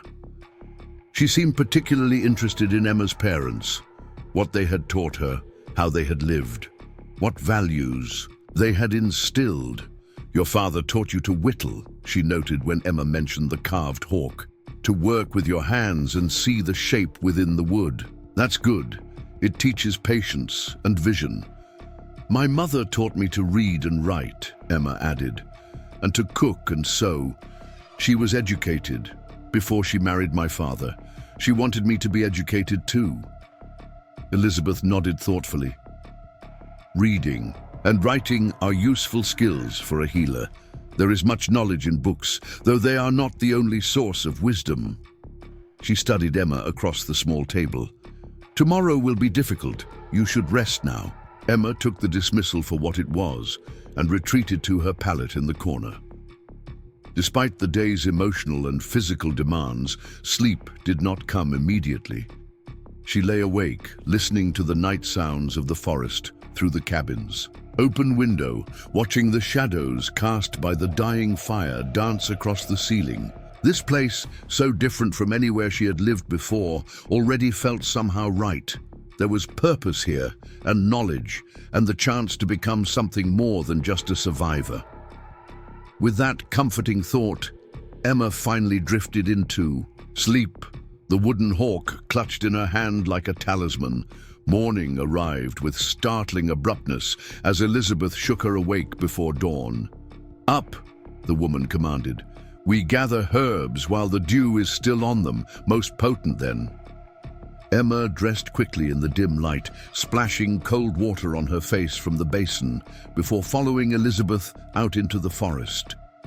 The air was crisp and cool, the sky just beginning to lighten in the east. Elizabeth moved with confidence through the trees, occasionally stopping to point out a particular plant or fungus, explaining its properties and uses in her matter-of-fact way. "Yarrow," she said, indicating a feathery-leaved plant with white flower clusters. "Stops bleeding, fights fever, one of the most useful plants a healer can know." Emma absorbed the information eagerly, using all her senses to learn the sight of each plant, its scent, the texture of its leaves, sometimes even its taste when Elizabeth deemed it safe to sample. By the time the sun had fully risen, her basket was half filled with carefully harvested plants, and her mind was swimming with new knowledge. They returned to the cabin for a brief meal of porridge and dried berries before Elizabeth announced their next task. "Today we visit the Wilkins farm," she said. "Their youngest has a cough that won't clear, and Martha Wilkins is expecting another child come winter." Emma hesitated. Will they mind that I'm with you?" Elizabeth gave her a shrewd look. "You mean, will they mind that you're learning from a Cherokee woman?" When Emma nodded uncomfortably, Elizabeth sighed. "Some will mind. Some won't. The Wilkins family has known me for 15 years. They care more that I can help their child than about where I learned my skills." She began packing various remedies into a leather satchel, her movements efficient and practiced. "This is part of walking between worlds, Emma Wilson. Some will accept you, some won't. You must decide which opinions matter to you and which don't." Emma considered this as she helped gather the supplies Elizabeth indicated. It was a perspective she hadn't fully considered before, that she had a choice in whose judgments affected her, that she could acknowledge prejudice without internalizing it. The Wilkins farm was a 2-mile walk from Elizabeth's cabin, following a well-worn path that suggested frequent travel between the two. As they walked, Elizabeth continued Emma's education, pointing out useful plants and explaining the subtle signs of approaching autumn visible in the forest around them. The farmhouse was modest but well-maintained, with a large barn and several outbuildings suggesting a successful operation. A woman in her 30s, her belly already showing the early signs of pregnancy, came out onto the porch as they approached. "Elizabeth," she called warmly, "thank goodness you've come. Timothy's cough was worse in the night." "Martha Wilkins, this is Emma Wilson," Elizabeth said as they reached the porch. "She's studying with me, Emma, Mrs. Wilkins." Martha looked surprised but recovered quickly, offering Emma a tentative smile. "Pleased to meet you, Miss Wilson. Any friend of Elizabeth's is welcome here." Inside, they found 6-year-old Timothy Wilkins, wrapped in blankets despite the morning's growing warmth. His small face flushed with fever as he coughed, a deep, wet sound that spoke of congestion in his lungs. Elizabeth examined the boy thoroughly, listening to his chest, feeling his pulse, checking his throat and eyes. "Lungwort tea with honey and a touch of wild cherry bark," she declared finally, "and a mustard plaster for his chest tonight. Emma, prepare the tea while I speak with Mrs. Wilkins." Emma set to work, grateful that Elizabeth had shown her how to brew medicinal teas just that morning. She measured the dried lungwort carefully, added the precise amount of wild cherry bark, and set the mixture to steep in the hot water Mrs. Wilkins provided. As she worked, she listened to Elizabeth questioning the mother about her pregnancy, how she was feeling, whether she was experiencing any concerning symptoms, what preparations she had made for the birth. The conversation was direct but respectful, with none of the awkward circumlocutions Emma had come to expect when settlers discussed female matters. When the tea was ready, Emma strained it into a cup and added a generous spoonful of honey, stirring until it dissolved completely. She brought it to Timothy's bedside, where Elizabeth was now applying a pungent-smelling salve to the boy's chest. "Have him drink this now," Elizabeth instructed, "and again at midday and before sleep. The cough should ease by tomorrow, but if the fever persists, send for me." Emma helped the boy sit up and held the cup to his lips, encouraging him to take small sips of the medicine. "It doesn't taste too bad, does it?" she said softly when he wrinkled his nose at the first taste.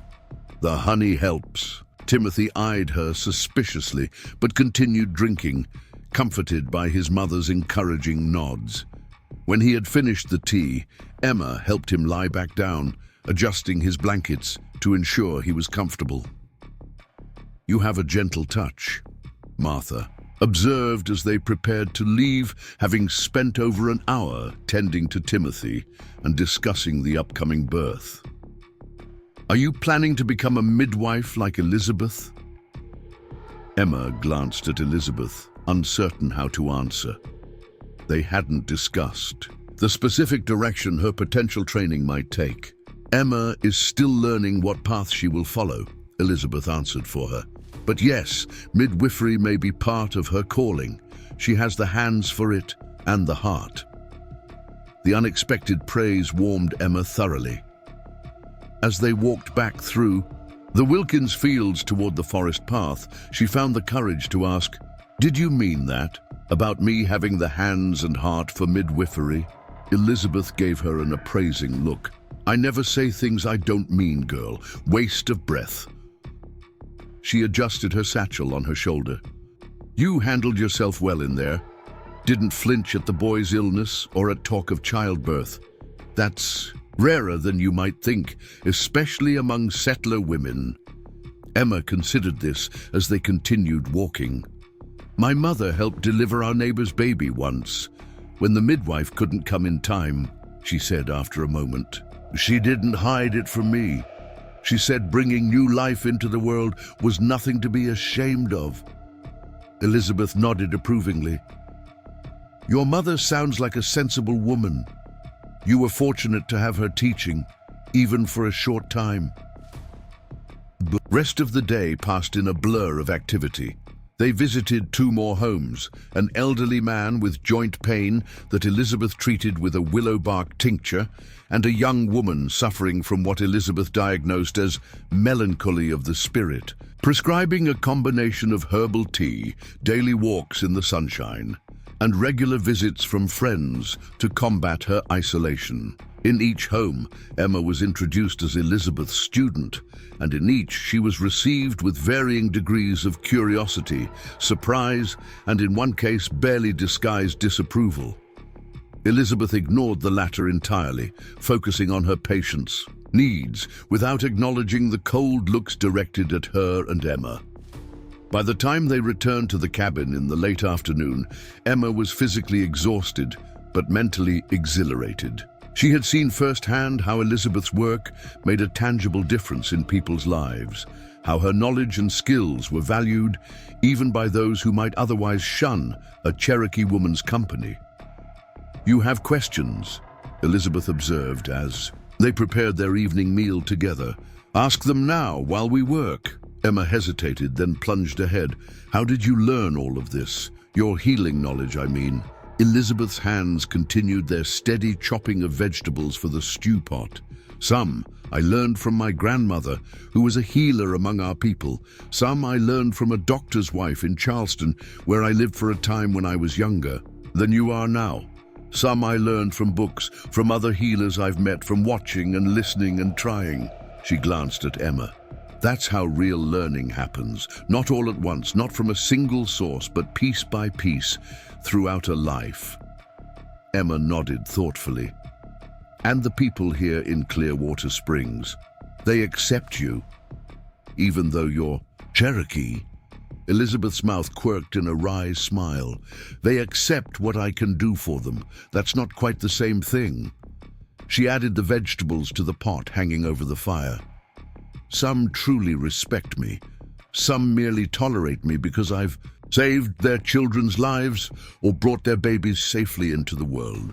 And some will never see past what they think they know about Indians." She stirred the pot thoughtfully. "That's a reality you should understand, Emma Wilson, if you choose this path. You will walk between worlds, as River said, respected for your skills, but not always for yourself. Are you prepared for that?" Emma considered the question seriously. "I think so," she said finally. "I've already experienced being valued for what I could do. Cooking, cleaning, caring for Peter, rather than for who I am. At least as a healer, the work itself would have meaning." Elizabeth nodded, seemingly satisfied with the answer. "Tomorrow will be your 3rd day here," she said, "and the most difficult yet. Sleep well." Indeed, the 3rd day tested Emma in ways she hadn't anticipated. Elizabeth woke her before dawn, as before, but instead of gathering herbs, they spent the morning rendering animal fat for salves, a process that was hot, messy, and malodorous. Emma found her stomach turning at the smell, but persevered, determined. to prove her commitment. In the afternoon, they were called to a farm on the outskirts of town, where a man had been injured by his plow, a deep gash in his leg that was bleeding profusely. Emma found herself holding the man down while Elizabeth cleaned and stitched the wound, her hands steady even as the farmer cursed and struggled against the pain. "You didn't flinch," Elizabeth noted as they walked back to the cabin afterward.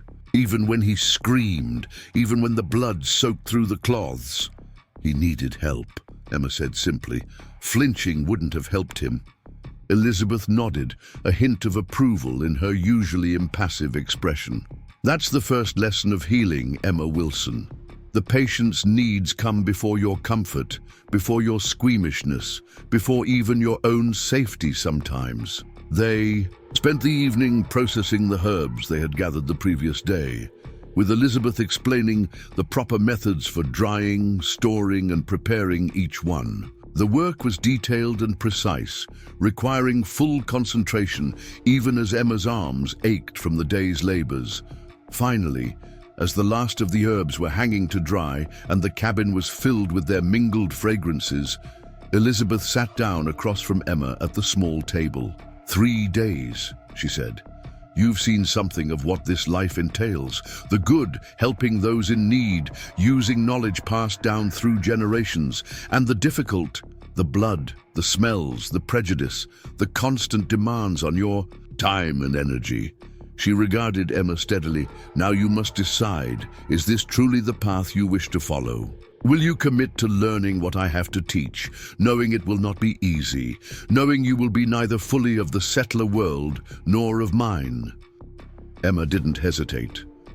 The past 3 days had only confirmed what she had felt instinctively when River first mentioned Elizabeth walking deer. Yes, she said firmly. This is what I want. This is where I belong. A rare smile crossed Elizabeth's face, transforming her stern features. Then I accept you as my student, Emma Wilson. She reached across the table and took Emma's hand in, a formal clasp. May your hands bring healing and your heart bring comfort to those in need. The simple ceremony moved Emma deeply. She had found her place at last, not as an orphan taken in through charity, not as an obligation or a burden, but as a student with purpose and potential. As if summoned by the moment, a soft knock came at the cabin door. Elizabeth rose to answer, it revealing River Blackhawk standing in the gathering darkness. 3 days, he said simply. 3 days, Elizabeth confirmed. She stepped aside, inviting him in with a gesture. She stays. River's gaze found Emma's across the room, and she saw in his eyes a quiet satisfaction, as if a prediction he had made to himself had been fulfilled. I knew she would, he said. Autumn gave way to winter and winter to spring, marking nearly a year since Emma had begun her apprenticeship with Elizabeth walking deer. The seasons had transformed not only the forest around the cabin, but Emma herself, in ways both visible and invisible. Her hands, once soft despite the chores of wagon train life, had grown calloused and capable, familiar with the work of grinding herbs, stitching wounds, and easing pain. Her slender frame had strengthened from hours of gathering plants in the forest, hauling water from the stream, and chopping wood to keep the cabin warm through the bitter Dakota winters. But the greatest changes were those unseen. The knowledge that filled her mind, the confidence that straightened her spine, and the purpose that drove her each day. At 13, Emma Wilson had found her place in the world, standing firmly on the bridge between two cultures, learning to navigate both with increasing skill. The spring morning dawned clear and cool, sunlight filtering through new leaves as Emma knelt by the stream behind Elizabeth's cabin. She was harvesting watercress, its peppery flavor an important addition to the spring tonics Elizabeth prepared for those weakened by winter's confinement. The cold water numbed her fingers, but she worked methodically, placing the bright green plants in her basket with care.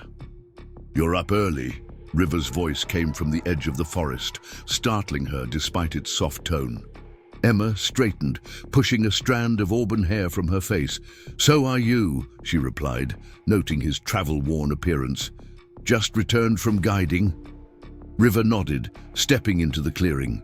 He looked much as he always had, lean and watchful, moving with the silent grace that marked him as one more comfortable in wilderness than in town. But there was an unusual tension in his bearing today, a tightness around his eyes that suggested concern.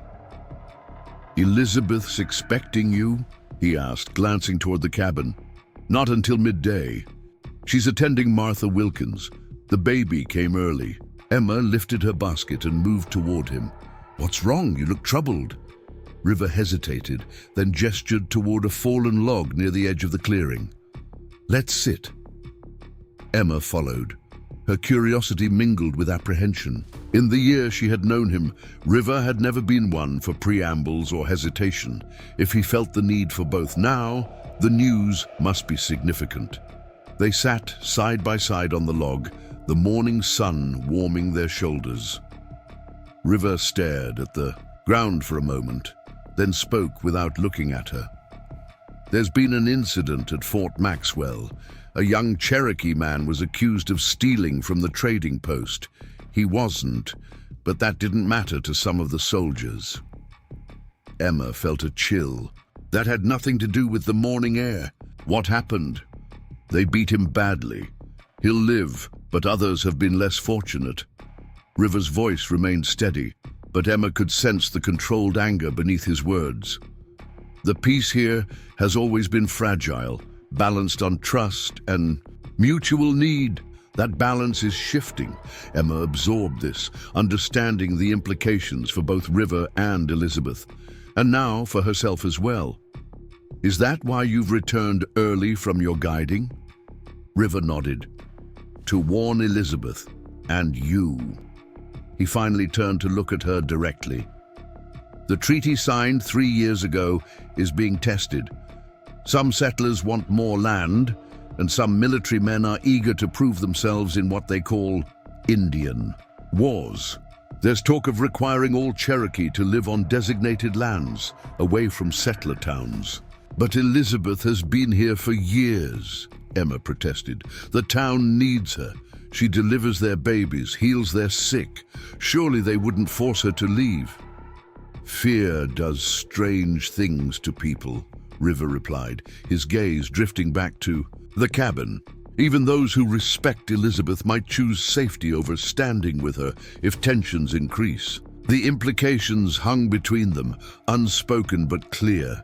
If Elizabeth was forced to leave, what would become of Emma?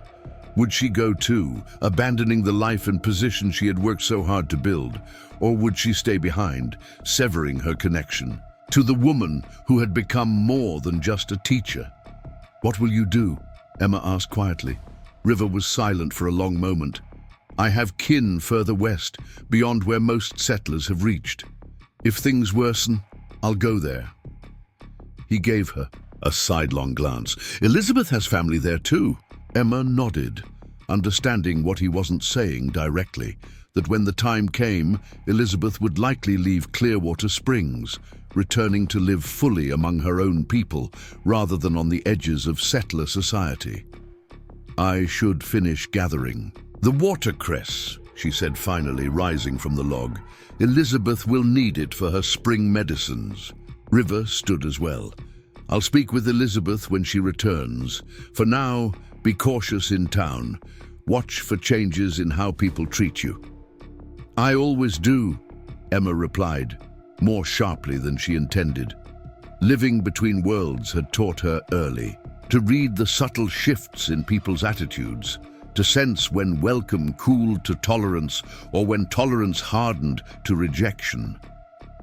River studied her face for a moment, then nodded, acknowledging the truth in her words. "You've learned well," he said softly, "not just about plants and healing." He turned to go, then paused.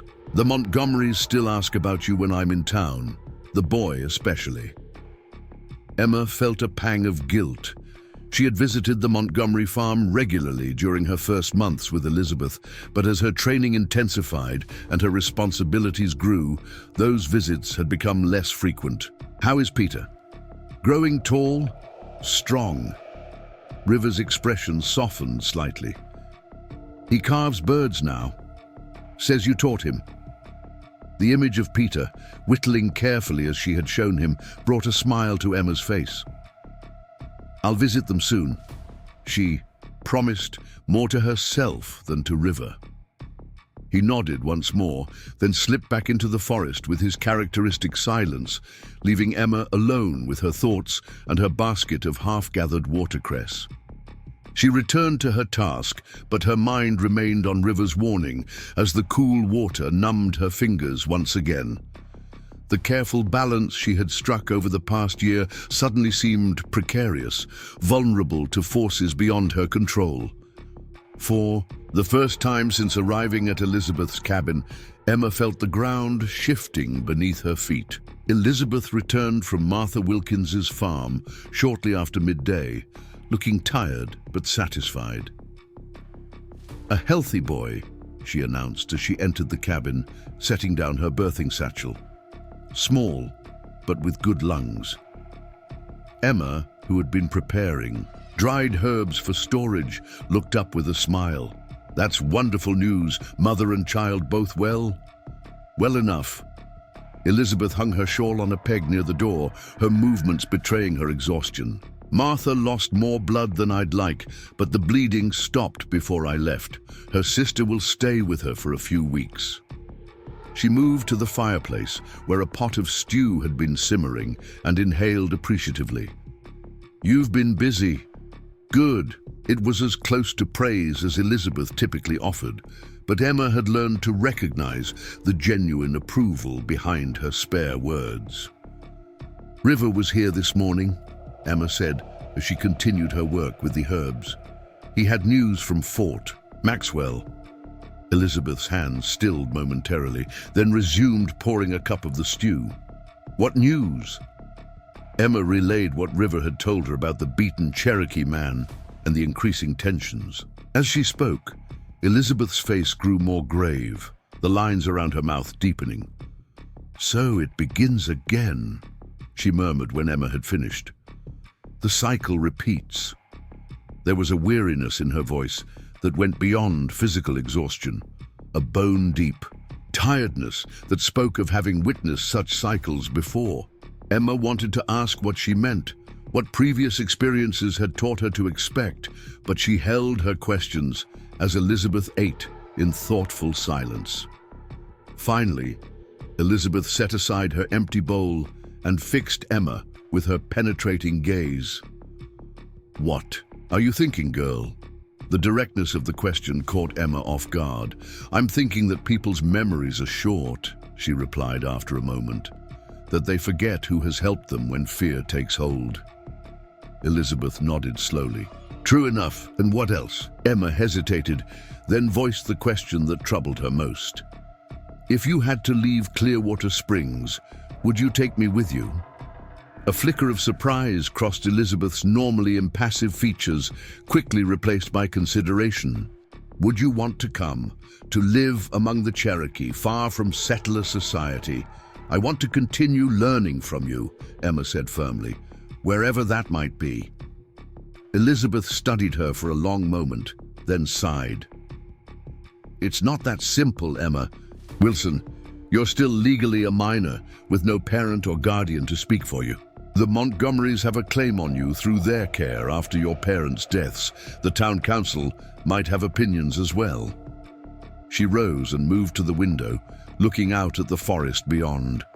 "And there's more to consider than just legal matters. Living among my people would mean truly leaving your world behind. Are you prepared for that? To be seen as neither fully Cherokee nor fully white, but something in between, belonging nowhere completely." "Isn't that already what I am?" Emma countered. "Even here, I don't fully belong in town or in the settler community. I'm Elizabeth, Walking Deer's strange apprentice, tolerated because of my skills, but never fully accepted." Elizabeth turned back to face her, a sad smile touching her lips. Perhaps, but there are degrees of separation, Emma. What you experience now is a taste of what it means to walk between worlds. What I'm describing would be a more complete severing. She moved to where Emma sat and, in an uncharacteristic gesture of affection, placed a hand on her shoulder. These are decisions that need not be made today. River brings warning, not immediate danger. We have time to watch, to wait, to prepare for different possibilities. Emma nodded, taking comfort in Elizabeth's calm pragmatism. Whatever came, they would face it with the same careful consideration they applied to their healing work, assessing symptoms, weighing options, choosing the path most likely to bring healing rather than harm. "Now," Elizabeth said, her tone shifting back to its usual brisk efficiency, "tell me what you've prepared while I was gone, and then we'll review the birthing. There's much you can learn from Martha's case." And so they returned to their routine, the rhythm of teaching and learning that had structured their days for nearly a year. But beneath the familiar pattern, a new current of uncertainty flowed, impossible to ignore completely. The following day, Emma accompanied Elizabeth into Clearwater Springs to replenish their supplies and visit several patients who couldn't easily travel to the cabin.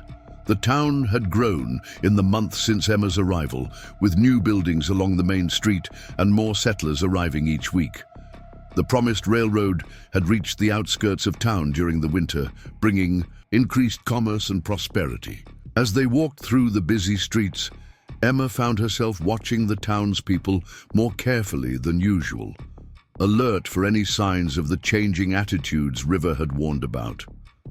Most reactions seemed normal, nods of greeting from those who knew them, curious glances from newcomers, the occasional cold shoulder from those who had never approved of Elizabeth's presence or Emma's apprenticeship. They stopped first at the general store, where Mr. Collins greeted them with his usual gruff courtesy. "Elizabeth, Emma, what can I get for you today?" Elizabeth handed over her list of supplies: sugar, salt, coffee, and other necessities they couldn't produce themselves. As Mr. Collins gathered the items, the bell over the door jingled, announcing new customers. Emma turned to see Thomas Garrett enter, accompanied by two men in military uniforms. The former wagon master had settled in Clearwater Springs after their arrival, establishing a freight business that had prospered with the coming of the railroad. He nodded to Emma and Elizabeth, his expression neutral but not unfriendly. "Miss Wilson," he acknowledged. "Elizabeth, good to see you both." "Mr. Garrett," Elizabeth replied with equal formality. "These gentlemen are Captain Reynolds and Lieutenant Foster from Fort Maxwell," Thomas introduced them. "They're here to discuss increased protection for the town and surrounding farms." The captain, a tall man with a trimmed beard and hard eyes, gave Elizabeth a measuring look. "You're the Cherokee healer I've heard about." It wasn't a question, but Elizabeth nodded anyway. "I am. Interesting arrangement," the captain said, his tone suggesting he found it anything but interesting. "Most towns don't allow Indians to live so close, especially now." "Elizabeth has been part of this community for 15 years, Mr. Collins interjected, surprising Emma with his defense. "She's earned her place here." The captain's expression didn't change. "Times change, Mr. Collins. Security concerns take precedence over individual arrangements." The tension in the store was palpable. Emma found herself standing straighter, moving slightly closer to Elizabeth in a gesture of solidarity. She caught Thomas Garrett watching her, something unreadable in his weathered face. "Our supplies, Mr. Collins," Elizabeth prompted, her voice calm despite the undercurrent of hostility. The storekeeper quickly finished gathering their order, wrapping the items in brown paper and tallying the cost. As Elizabeth paid, the military men moved toward the back of the store, speaking quietly with Thomas. "Be careful," Mr. Collins murmured, as he handed over their packages. "Those types have been through town more often lately, stirring up concerns about Indian raids and theft, though we've had peace here for years." Elizabeth nodded her thanks for both the supplies and the warning. As they left the store, Emma glanced back to find Captain Reynolds watching them, his gaze calculating and cold. Their next stop was the home of Widow Jenkins, an elderly woman suffering from rheumatism whom Elizabeth treated regularly. They found her in worse condition than usual, her joints swollen and painful from the damp spring weather.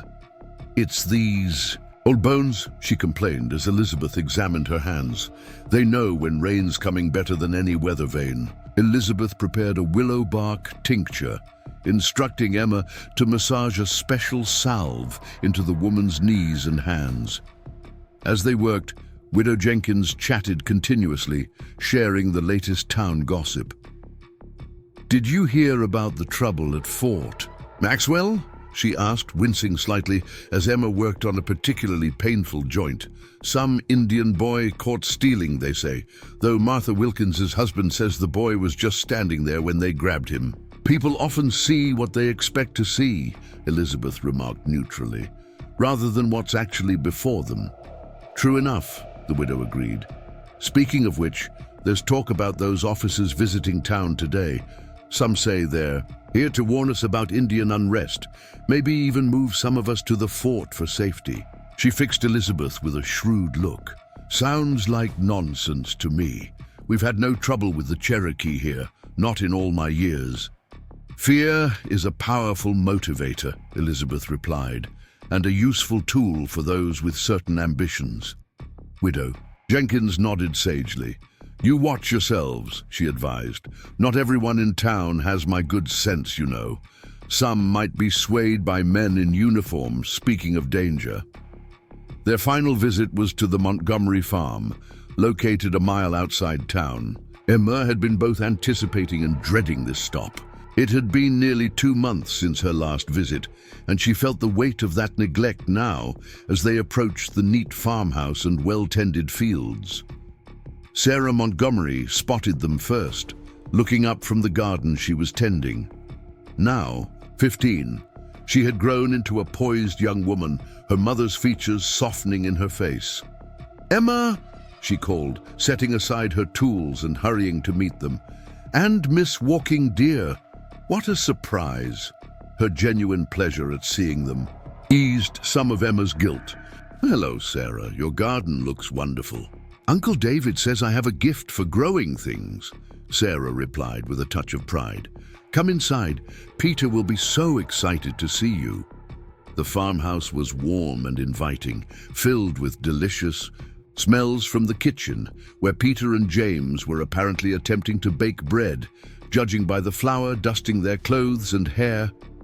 Peter, now 11, let out a whoop of delight when he saw Emma and threw himself into her arms, nearly knocking her over. "Emma, you came back!" His voice cracked with emotion and the changes of approaching adolescence. "I knew you would." Emma hugged him tightly, surprised by how much he had grown. "Of course I came back. I've just been very busy learning."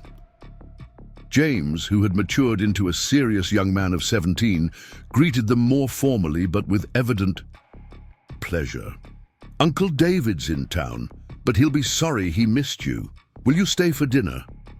Elizabeth declined politely, explaining that they had more patients to see before dark, but agreed to a cup of tea. As Sarah prepared it, Peter dragged Emma to a small workbench near the window where several carved wooden figures were displayed.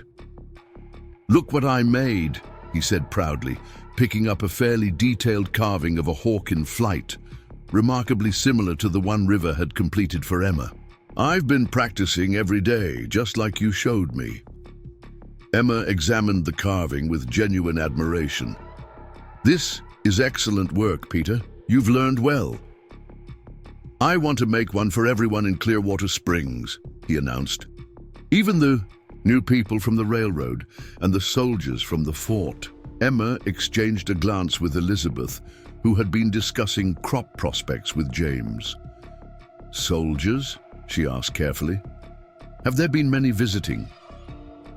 Peter nodded enthusiastically. They came last week too. Captain Reynolds let me hold his sword. He said they're here to protect us from wild Indians. He hesitated, suddenly realizing what he had said and to whom. But not like Miss Walking Deer, he added quickly. She's not wild. The innocent comment, meant as a compliment, revealed how deeply the soldier's presence was already influencing even this family, who knew and respected Elizabeth. Indeed, I'm not, Elizabeth agreed dryly. Though my grandmother might have taken issue with being considered tame. James flushed with embarrassment at his brother's words. Sorry about that, he muttered. The captain's been filling people's heads with stories. It's not the boy's fault, Elizabeth assured him. Words have power, especially when spoken by those in authority. It's a lesson worth learning early. They finished their tea amid more comfortable conversation about the farm, Peter's schooling, and Sarah's garden. As they were preparing to leave, James pulled Emma aside, his expression troubled. Things are changing here, he said quietly, glancing at Elizabeth, who was examining a rash on Peter's arm at the boy's insistence. There's been talk in town about restrictions on Indians living near settler communities, even ones who've been here for years, like Miss Walking Deer.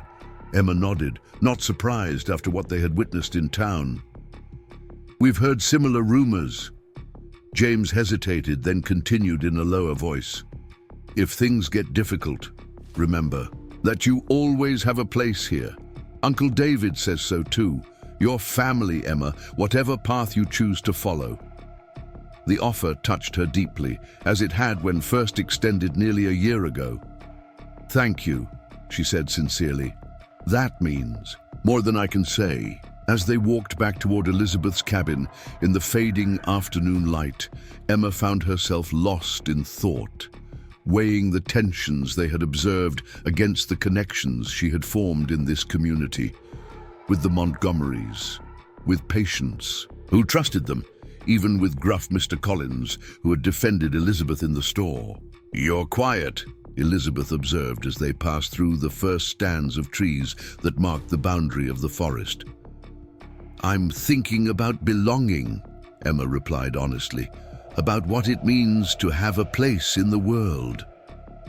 Elizabeth nodded, understanding in her dark eyes. And what have you concluded? That perhaps belonging isn't about place at all, Emma said slowly, working through her thoughts as she spoke. It's about purpose and connection, about being true to what you know is right, even when it's difficult. A rare smile touched Elizabeth's lips. You're learning wisdom as well as healing, Emma Wilson. That will serve you well in the days ahead. The days that followed brought increasing signs of the shifting atmosphere in Clearwater Springs. Elizabeth was called to fewer homes in town, with some former patients sending word that they had made other arrangements for their care. Others still came to the cabin for treatment, but often under cover of night, as if ashamed to be seen seeking a Cherokee healer's help. Captain Reynolds and his men remained in town, a constant reminder of military authority and the implied threat to the peace that had existed between settlers and Cherokee for years. River reported that more Cherokee families were leaving the area, moving westward to join relatives beyond the reach of increasing settler expansion. Through it all, Emma continued her training, absorbing Elizabeth's knowledge with an intensity born partly of fear. Fear that their time together might be cut short, that the fragile balance they had maintained might collapse before her education was complete. One evening, as they sat by the fire sorting freshly dried herbs, Elizabeth broke their companionable silence with an unexpected question. What do you fear most, Emma? Emma looked up from her work, startled. About what's happening in town, you mean? Elizabeth nodded, her keen eyes studying Emma's face in the firelight. Emma considered the question carefully. I fear losing what we've built here, she admitted finally. The knowledge, the trust we've established with some patience. The purpose I found, and if those things were taken away, Elizabeth pressed, if we had to leave to start anew elsewhere, then we would adapt, Emma said with more confidence than she felt. Healing is needed everywhere. Knowledge can travel. New trust can be built. Elizabeth nodded, seemingly satisfied with this answer. Tomorrow, she said, returning to a more practical tone, I want you to go into town alone. We need more bandage cloth, and the Wilkins baby needs checking. His mother is worried about a rash. Emma recognized the assignment for what it was, a test of her ability to navigate Clearwater Springs in the current climate, without Elizabeth's presence to guide or protect her. I'll go first thing in the morning, she agreed, her voice steady despite the flutter of anxiety in her stomach. The town was already bustling when Emma arrived the next day, riding the small mare Elizabeth had purchased for her several months. Earlier, she tied the horse outside the general store and squared her shoulders before entering, conscious of the curious glances from passers-by. Mr. Collins was serving another customer when she entered, but he acknowledged her with a nod. Emma browsed the shelves while waiting, selecting the bandage cloth and a few other items Elizabeth had requested. When the other customer left, she approached the counter. "Morning, Emma," Mr. Collins greeted her. "No Elizabeth today?" "She's preparing medicines at the cabin," Emma replied. "Asked me to pick up a few things." She set her selections on the counter. "And to check on Martha Wilkins's baby." Mr. Collins nodded as he tallied her purchases. "You've become quite the healer yourself, from what I hear. Mrs. Jenkins says your hands are almost as good as Elizabeth's for her rheumatism." Emma smiled at the compliment. "I've had an excellent teacher." "That you have." He wrapped her purchases carefully, though not everyone appreciates that these days. Before Emma could respond, the bell over the door jingled, and Captain Reynolds entered, accompanied by Thomas Garrett. The captain's gaze swept the store, pausing when it landed on Emma. "Miss Wilson," he acknowledged with a curt nod. "Out running errands for the Indian woman?" The deliberate disrespect in his failure to use Elizabeth's name made Emma's spine stiffen. "For Elizabeth Walking Deer," she corrected, keeping her voice level. "Yes." The captain moved closer, his presence dominating. The small space. "How old are you now, Miss Wilson?" 13, 14, rather young to be living unchaperoned with someone like her." Emma met his gaze directly. "Elizabeth is my teacher and guardian.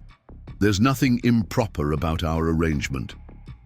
"Perhaps not," the captain conceded with a shrug, "but it's unusual, some might say concerning, a white girl being raised with savage ways." "There's nothing savage about healing the sick and bringing new life into the world," Emma replied, her voice sharper than she intended. Thomas Garrett stepped forward, his expression unreadable. "Emma means no disrespect, Captain. She's just loyal to her teacher, admirable in its way." The captain's eyes narrowed slightly. "Loyalty is indeed admirable when directed appropriately." He turned back to Emma. "You should consider your future carefully, Miss Wilson. The situation regarding Indians in this territory is changing. Associations that seem harmless now may prove limiting later." The threat was thinly veiled, but clear nonetheless. Emma felt a chill despite the warmth of the store. "Thank you for your concern," she said stiffly. "Mr. Collins, how much do I owe you?" The storekeeper quickly completed their transaction, his eyes darting nervously between Emma and the captain. As she gathered her packages and turned to leave, Captain Reynolds spoke again. "One more thing, Miss Wilson. Please inform Elizabeth Walking Deer that her presence is requested at the town hall tomorrow at noon. The council wishes to discuss certain arrangements." Emma paused, looking back at him. "What arrangements?" "That's council business," he replied smoothly. but it concerns the future of Indian residents in the area. She'll want to attend." With that, he turned away, effectively dismissing her. Emma left the store, her mind racing with implications and possibilities, none of them reassuring. Her visit to the Wilkins farm was brief but tense. Martha Wilkins, normally friendly and talkative, was subdued, glancing frequently toward the road as if worried about being seen with Emma. The baby's rash was minor, requiring only a simple salve that Emma had brought with her. But Martha's anxiety was palpable. "Is everything all right, Mrs. Wilkins?" Emma asked as she prepared to leave. Martha twisted her apron in her hands. "It's just, things in town are changing. People are talking. The captain says there might be trouble with the Cherokee, that it's not safe to have them so close.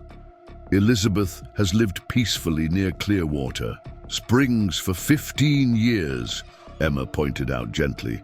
Has she ever given anyone reason to fear her? No, Martha admitted. She's always been good to us. Saved my Thomas when he had that fever last winter. But the captain says it's different now, that there are reports of unrest among the tribes further west. Emma recognized the fear taking root, how it clouded judgment and memory.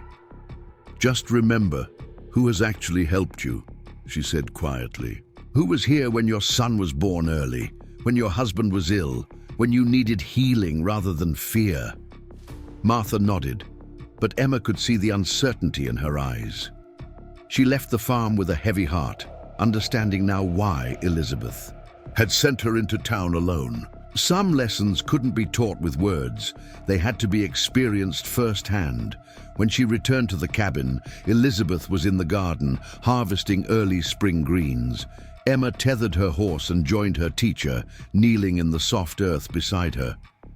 The captain was at the store, she reported without preamble. He said you're summoned to the town hall tomorrow at noon. The council wants to discuss arrangements regarding Indian residents. Elizabeth's hands stilled momentarily, then resumed their careful work.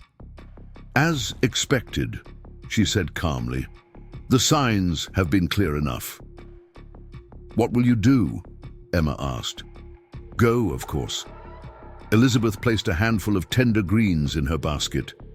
To refuse would only confirm their suspicions and fears. And if they tell you to leave, to go to some designated territory away from here. Elizabeth looked up then, meeting Emma's worried gaze. Then I will make my choice based on what I hear tomorrow. And you, Emma Wilson, will need to make yours. The weight of decision settled on Emma's shoulders, heavy but not crushing.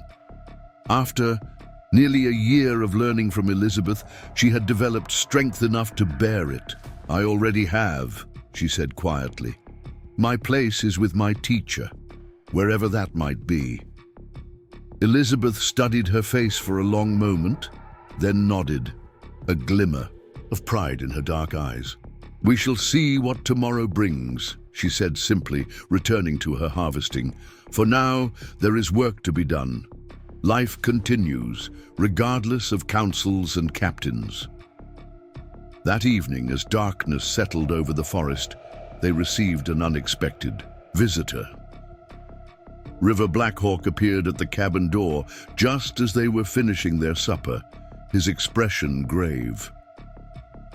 You've heard about the council meeting? He asked without greeting. Elizabeth nodded, gesturing for him to join them at the table. Emma brought word from town. It seems our time here may be growing short. River accepted a cup of tea, his movements betraying unusual tension. It's happening all along the border. Territories, he reported. Military presence increasing. Local councils pressured to enforce separation between settlers and tribes. Some places have seen violence. And you? Elizabeth asked. What will you do? River's gaze flickered briefly to Emma before returning to Elizabeth. I've already sent word to our kin in the west. They will welcome us if we choose to go. The simple us spoke volumes. The assumption that Elizabeth would indeed leave, and the implied invitation for Emma to accompany them. The three of them sat in silence for a moment, each contemplating the crossroads before them. "Will you attend the council meeting?" River asked finally. Elizabeth nodded. "I owe it to those I've served here to face them directly, to remind them of our shared history before they make their decision." "It may already be made," River warned. "The captain holds significant influence." "Perhaps," Elizabeth acknowledged, "but words should be spoken nonetheless. Truth should be witnessed, even if it's ignored." Emma, listening to this exchange, felt a surge of admiration for her teacher's dignity and resolve. Whatever happened tomorrow, Elizabeth would face it with the same calm strength she brought to her healing work, assessing clearly, responding appropriately, accepting what could not be changed while working to influence what could. "I'm coming. With you," she declared suddenly, "to the council meeting." Elizabeth raised an eyebrow. "They have not summoned you, only me." "I don't care," Emma replied, her decision crystallizing as she spoke. "If they're going to decide our future, they should see us together. They should understand that this isn't just about Cherokee and settlers, but about knowledge and healing, and choices freely made." River's expression softened slightly, approval in his dark eyes. "She makes a good point, Elizabeth." Elizabeth considered for a moment, then nodded slowly. "Very well. We will go together." She fixed Emma with a penetrating gaze. "But remember, whatever happens there, the final choice must be yours alone. No one can make it for you. Not the council, not River, not even me." Emma met her teacher's eyes steadily. "I understand," she said, "and I'm ready." As River left the cabin later that evening, he paused beside Emma, who stood at the door watching the night sky. "You've changed," he observed quietly. "Grown." Emma nodded, accepting the assessment. "Elizabeth is a good teacher."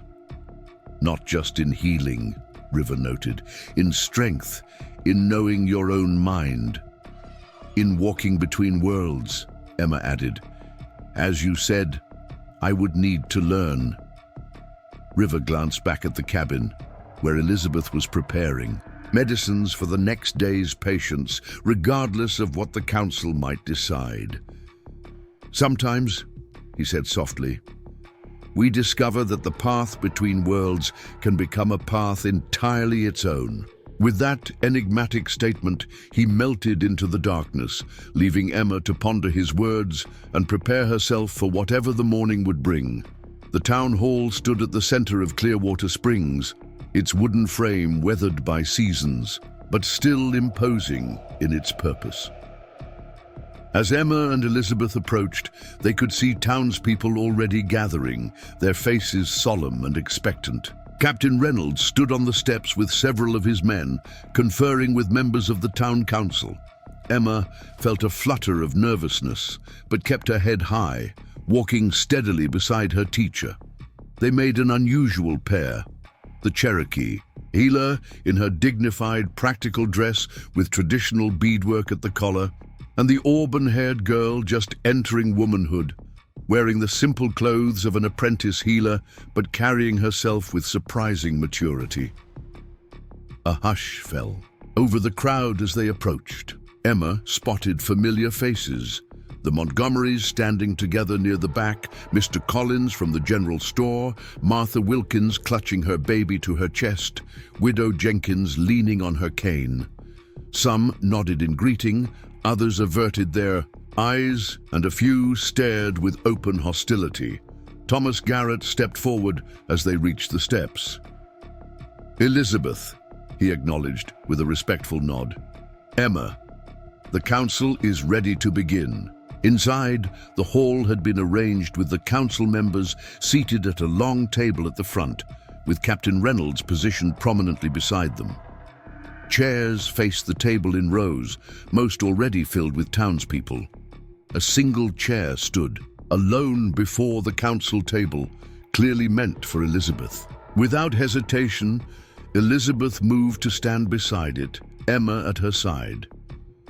"If I am to address the council," Elizabeth said calmly, "my apprentice stays with me.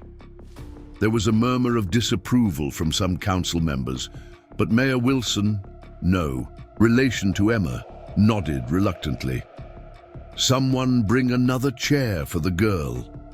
Once they were seated, the meeting began with formal declarations about the purpose of the gathering, to discuss the changing circumstances regarding Indian presence in the territory and appropriate measures for community safety. Captain Reynolds spoke first, his voice carrying effortlessly through the hall. Recent incidents at Fort Maxwell and reports from other settlements make it clear that the current arrangements cannot continue. For the safety of all, we recommend that Indian residents be required to relocate to the designated territories, 20 miles west of Clearwater Springs. His words were met with a mixture of nods and uncomfortable shifting. He continued, outlining alleged threats and dangers, painting a picture of imminent conflict that required decisive action. When he finished, Mayor Wilson turned to Elizabeth. "Miss Walking Deer, you've been summoned to hear these concerns and to understand the council's position. Do you wish to speak before we vote?" Elizabeth rose slowly, her bearing regal despite the hostility directed at her. "I have lived peacefully among you for 15 years, she began, her voice steady and clear. "I have brought your children into the world, eased your pain, tended your wounds, and shared knowledge that has saved lives." She paused, looking directly at various council members.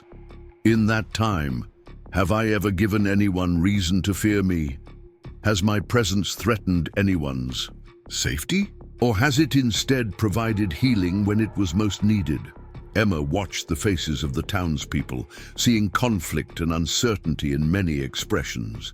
Elizabeth continued, her words measured and dignified. "I understand fear. I understand the desire to protect what is yours. But I ask you to consider what is truly threatening your community. Is it the presence of one Cherokee healer and her apprentice? Or is it the fear itself, cultivated by those who would divide us for their own purposes?" Captain Reynolds shifted impatiently. "This isn't about one Indian, regardless of her contributions. It's about establishing clear boundaries for all parties. Separation is the only path to lasting peace."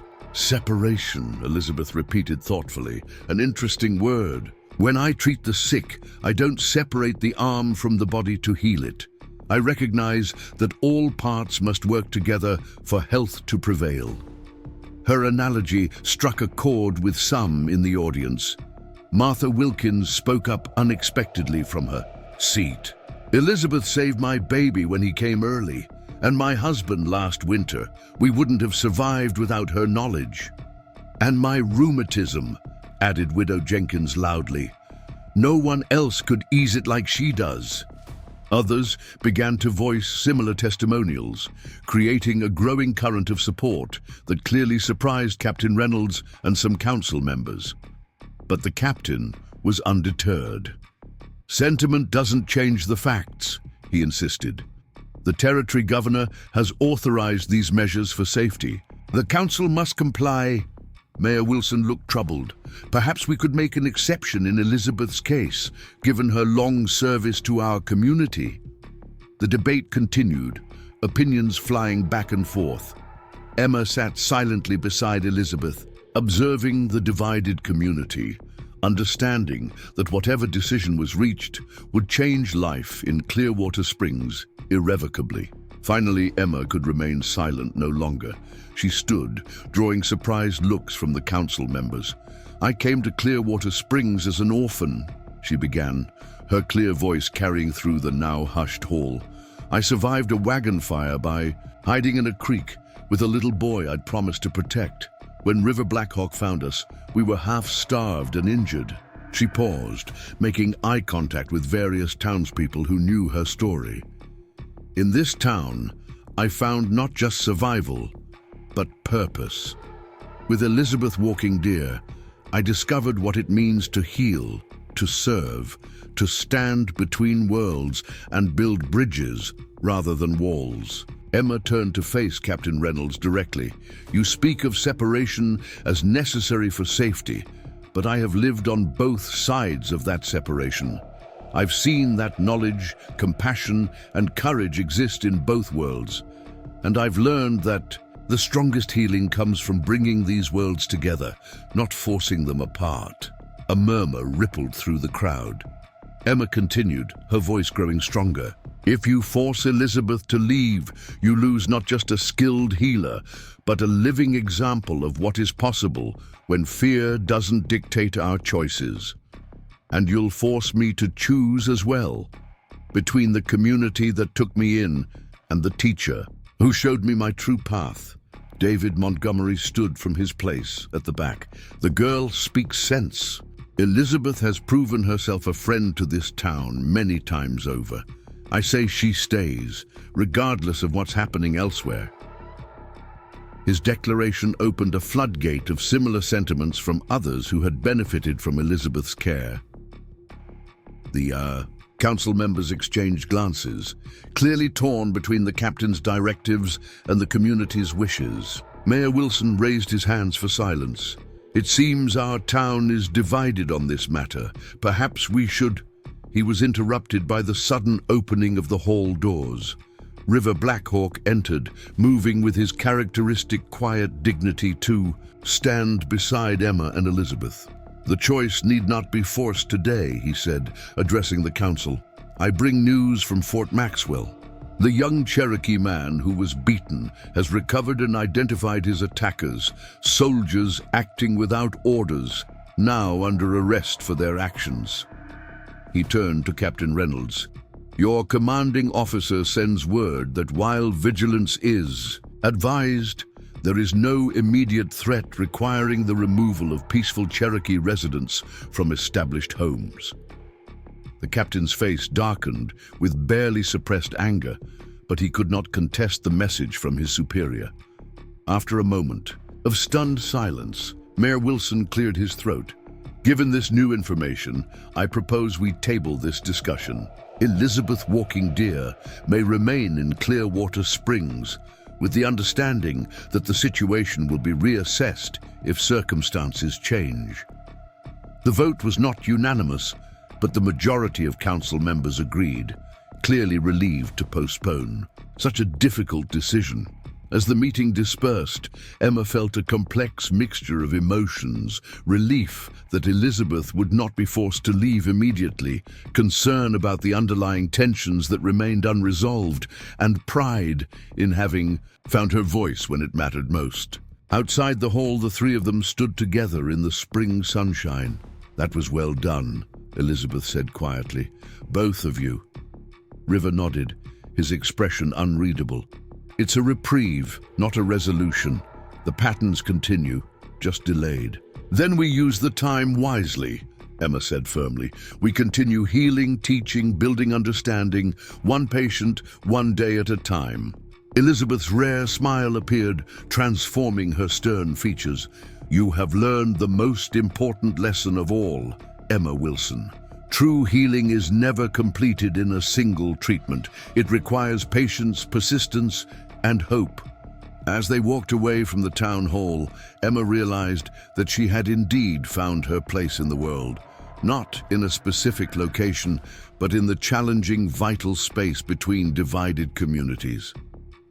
Like the creek that had once saved her life, she would continue to flow between different territories, carrying the healing knowledge of both, belonging fully to neither, but serving as a vital connection between them. The wooden hawk seemed to warm in her pocket, a reminder of River's words so many months ago. She had learned to see clearly, to choose wisely, and to recognize that strength came in many forms, including the courage to stand on the bridge between worlds, even when others sought to burn it down. Up next, you've got two more standout stories right on your screen. If this one hit the mark, you won't want to pass these up. Just click and check them out.